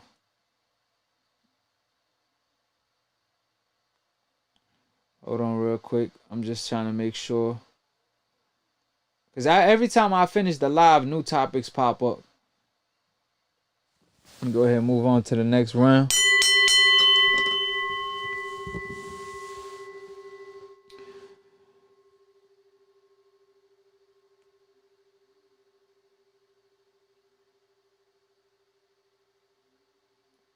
I think I talked about this last episode, but somebody hit me up. They said I didn't go deep into it, so I'm going to just mention a couple points I probably didn't mention. So Roy Jones said that Gervonta better know how to box in order to beat Lopez, Devin, and Lomachenko. He said power won't do it. That's not enough. So what I say to that is he's extremely right, but Gervonta offers more than just power to the equation. He has tremendous skill. He just needs the conditioning and the work ethic behind it. But he do have the skills. I don't see that being an issue. Now, I see Devin Haney being a bad stylistically fight for him because of his reach and height. I see Lomachenko fight being a good fight for him due to his power and Lomachenko being a southpaw. I don't think Lomachenko comfortable fighting other southpaws. At least not tall southpaws. Gervonta being a shorter fighter than Lomachenko might favor Lomachenko, but he do have the more reach, I think. Gervonta, like I told y'all, he not a bull. He's actually a boxer. So he prefers to box. However, his height don't benefit him to do so. So, I don't know, man. Like I said, you know, that's all she wrote at this point. You know, Gervonta, as long as he dedicated, he a tough opponent for anybody. He could be the leader of the pack, as far as I know. But with fighters like Shakur Lopez, Devin Haney coming up in the game, he better get it together and quit worrying about what Devin Haney is doing and catching feelings and do what's best for you. You got the talent. You got the F factor. Do what's best for you and go see Floyd. Obviously, I made a video on this so y'all can check it out, where Floyd Mayweather responded to Gervonta and Adrian Broner talking mad crazy. He like, man, listen, Devin Haney only has 1 or 2 fights at 135. He's moving up. They not fighting each other. Like, why he tripping? And he basically responded to AB because AB said that's some F shit. But if we all being truthful, Floyd Mayweather helped Gervonta at his worst time when AB introduced him to him. And he liked what he saw in Gervonta. I believe he even gave him multiple things. He took good care of him. I don't like to say what he did for the man, but he took good care of him. That's all y'all need to know. And he gave him good opportunities. Always put him in good positions. Always gave him whatever he asked for. So don't let the ego get in between you and your dream. You know, don't let that be the war and the downfall of you because you're having a bigger ego than you should. Because the way AB was talking made me feel like AB, when he be chilling with Floyd, his issue is that he want to challenge Floyd. He want to show that he's just as good as Floyd. Like, if you ain't, you ain't. Like, I'm just keeping it real. Like, if you're around Mayweather and you telling Mayweather that you this or you that, like, Mayweather obviously is gonna brag too.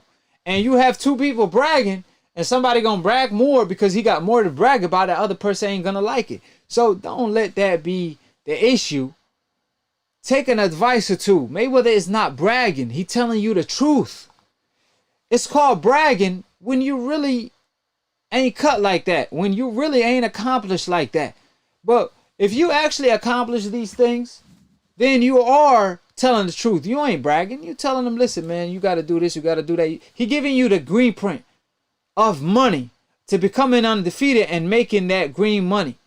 The blueprint of how to print the green money, right? So that's what Mayweather is doing to Gervonta. So you can't take it as, oh, he bragging. Nah, he telling you the truth. He giving you the cheat code to success. And you got the talent, and he giving you the experience. And his downfalls, Mayweather did not lose, but he got some downfalls. He probably did, and he made a couple mistakes. Probably bought a couple things that he shouldn't have bought, like the $18 million watch. But at the end of the day, he probably tells Gervonta, hey, man, listen, man, you know, this or that. You can't get offended. Oh, he snitched Al Heyman about this and get offended over that. This ain't the streets. That's all I'm saying. Don't treat this like the streets, because it's not. The boxing game is not the street. You can't say he snitched on you to Al when he telling you to save money. To each your own, you know, that's his personal business. But I'm saying, you know, Gervonta should do what's best for him. And I care about it, man. So like I said, that's just an advice. So, you know, to each his own. So with that being said, I appreciate everybody in the chat. Always great talking with y'all. The episode is over. The live is over. T-Tone didn't want any smoke. None of the people in the chat wanted any smoke. Oh, I see somebody requesting the number. So, hey, D. Kalako. Hey, I got a little time, so please call in right now as I speak. You could drop your area code or whatever. What do you mean? Blaze said he trying to call in. Go ahead, call in, fam. The number is in the description box. I always know the number is in the description box. So I'm going to give y'all a little time to call in. RJ, my AKHi, shout out. Hit the like button, hit the subscribe. Call in. The number is in the description box below. It should be. Last time I checked. I know, yeah. It's 929-620-6921. 929-620-6921. And I'm gonna wait on that a little bit so people won't say that I dipped on my peoples. I'm not dipping on my peoples. Okay. How you doing, AKHi? Who this is? Where you calling from? Yeah, I'm down here in Tampa, Florida. Cali? No, Tampa, Florida. Okay. This is your boy D. Calico. I got you. How you doing, AKHi? How we feeling? What you want to talk about? Hey, I mean, you know, shit. I really first want to say I appreciate you helping, you know, break the news on the whole glove gate thing. You feel me? Because, you know, obviously you know how to think for yourself, and we all can see it. But people, you know, people want to be so ignorant. They'll just block out the truth. They'll be like, nah, you know, I started a fight the first time. You know, so they use that as an excuse to be like they know everything. And I fought, you know? And then I fight, I box. That's a hobby of mine. But I just want to say this, right? You say you know, think for yourself, and what I want to say is we got hard evidence. But just like Paulie, right? When he said, you know, racism don't exist, they try to act like glove gate don't exist. But one thing that we know that for sure that exists is you know, racism do exist, and the cop killing George Floyd is a perfect example. But they still want to act like that don't exist. And with a glove gate, when we gave them the hard evidence that's right in front of their face, people that actually, like, I had a lot of people that was like, yo, AKHi, man, at first I didn't believe it till I started watching your videos. Now I believe it. The system is corrupt. The commission is corrupt, right? And so obviously I could try to do the best I can to telling you the truth and put it right in front of your face. But then after that, it's up to you if you want to be a believer or a disbeliever. Like I said, truth will always come out. Facts trump any opinion. I'm not speaking emotionally. I'm speaking logically. Mm-hmm. Exactly. and another thing I can definitely give you credit on, because a lot of people got boxing channels, but you never hear them say names like Guillermo Rigondeaux. And I done heard you bring him up on, several occasions. So that's how I know you, what I'm saying? You know your shit. Everybody else just know the big name. You know what I mean? Right. But like guys like Guillermo Rigondeaux, I know he's supposed to be a nobody, but I wish like 5 or 7, 8 years ago, him and Mayweather would have fought. That would have been like a beautiful fight. You know what I mean? Yeah, and see, this Rigondeaux was one of the most he got treated unfairly in the sport of boxing. I mean, if you didn't know, I mean, Rigondeaux was pretty much, kicked out of boxing at one point after he defeated Donaire. And according to Max Kellerman, remember Donaire, Max Kellerman said Donaire, if he fought in the same division as Floyd, he will be favored to beat Floyd. And then Rigondeaux watched him with like 9 or 10 fights. And then after that, he got banned from HBO, right? So all I'm pretty much saying is all that talent, but they hated him because of the not the complexion of what he looked like. That's why they hated him, man. And he was like the Iron Mike of 122, man. The man was the most feared. He had fighters moving up divisions: Frampton, Quigg, Cruz, and it was so many fighters that even his mandatories was ducking him. Like, it was unheard of. It was embarrassing. You know what I mean? And then they didn't want to give this guy his credit. Yeah, man. Hey, man, you real in depth, man. I promise you, bro. Like, I've been watching all the boxing channels, man. Anybody watching right now, they know you number one, bro. I promise you. Man, I appreciate that for real. I really appreciate what you just said. Hey, all I do is speak the truth. And just to hear somebody, appreciating what I do, man, just give me that extra motivation to keep going. And I really appreciate you. And you sometimes you be missing out on the lives, but you need to be calling in, man. You need to be calling in, fam. You're supposed to be a regular on the show. Yeah, that's for sure. That's for sure. All right. I got another caller, so I'm going to go ahead and catch you next show, all right? That's for sure, brother. Next Sunday. Don't forget. Peace. Gotcha. Peace. All right. I'm calling you back, AKHi.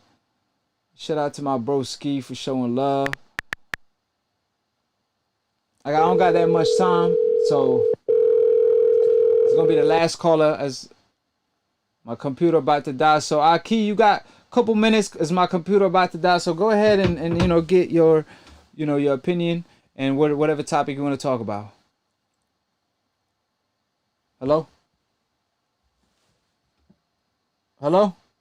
Can you hear me? Yeah, can you hear me? Yeah, I can hear you now. Yeah. Who this is and where you calling from? This is Blaze. I'm calling from 215 Philadelphia, man. You know me. Blaze. I wanted to talk to you. Yeah, remember, you know me, man. I've been on this family. Yes, sir. Yes, sir.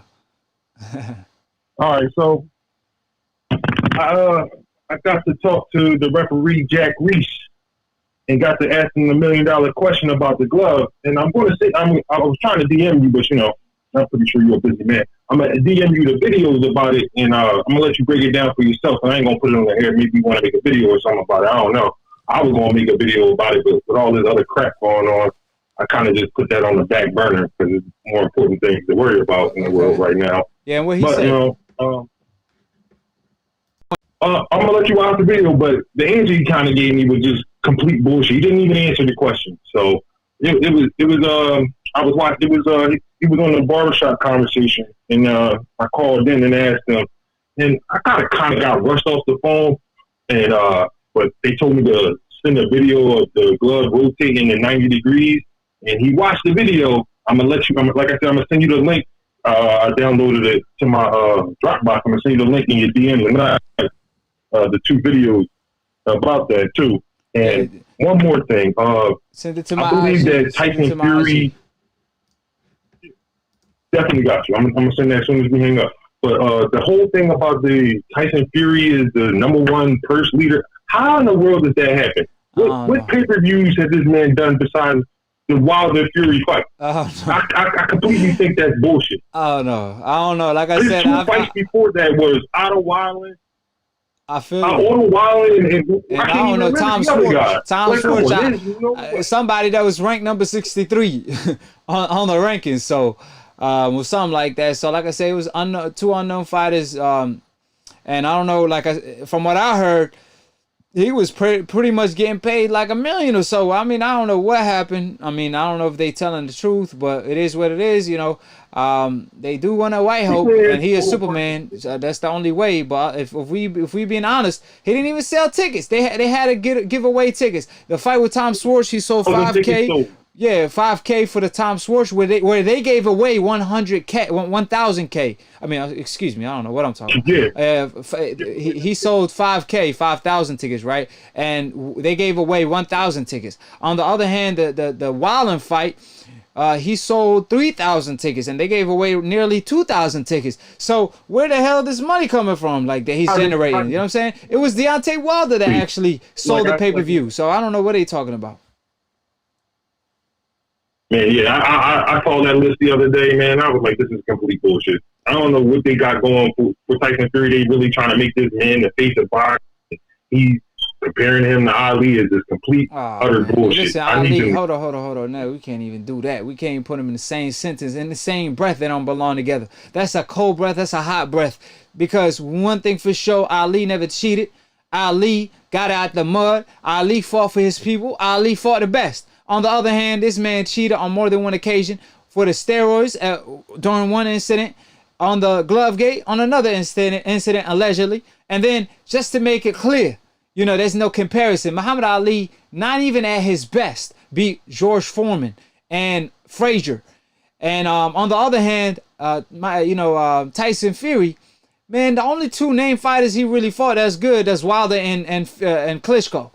Other than that, you know, he really never defended a title in his career. Never. Muhammad Ali defended his title 18 times. 18 times. And they took away his three of his prime years, or fourth of his prime years, due to him speaking out for his people. And people still suffering to this day. So with that being said, my computer about to die. Next show, you need to call in. I wish you called in earlier today because I wanted to dive in more deeper on what you informed me on. But it is what it is. You know what I'm saying? My computer about to die. So next show, we definitely touch on it. Got you, Aki. I'm about to DM you now these videos too. All right, send me IG, AKHi TV. My IG link is in the in the description box. I'm already in your DM. I just sent you a message not too long ago. All right. Got you there. Appreciate it. Be safe, Aki. Appreciate it. With that being said, appreciate everybody for tuning in. Subscribe below if you're trying to get smarter by the minute. If you're trying to get dumber by the second, don't, and listen to these decafs. Dumb casual ass fans / old media that don't know ish about boxing. Of course, when AKHi, the boogeyman, they got all these decafs singing, oh nah, AKHi pulling up. They don't want zero confrontation. They got me feeling like the Iron Mike of split decision when it comes to debating. I'm over here with a record better than Floyd, 400 and what is it up to this episode, calling out everybody. It was 448 and 448 by KO. But because everybody in no-show, I got 0 opponents. I called out T-Tone and everybody in the comment section, all the decafs, they are a no-show. They rather be in the comment section please tell me why you are making me some damn money. That's what they rather do. Instead of growing the cojones and debating AKHi. I'm not asking you to fight AKHi. I'm asking you to debate AKHi. But they don't even got the cojones to even call in. So, like I told y'all, every single time anybody can get it on split decision. Yo, daddy, yo, poppy, yo, whoever you want to call them. Your favorite decaf, your decaf wizards, your favorite channel. They don't got the cojones to call in, but they keep dissing me and mentioning my name. I don't know who you is. I don't know who you lost to. You keep talking about me. Well, how about call in to split decision so I could wash you? So with that being said, appreciate everybody for tuning in. All my broskis one time. And I'm going to leave y'all with this right here. Damn, I'm looking good.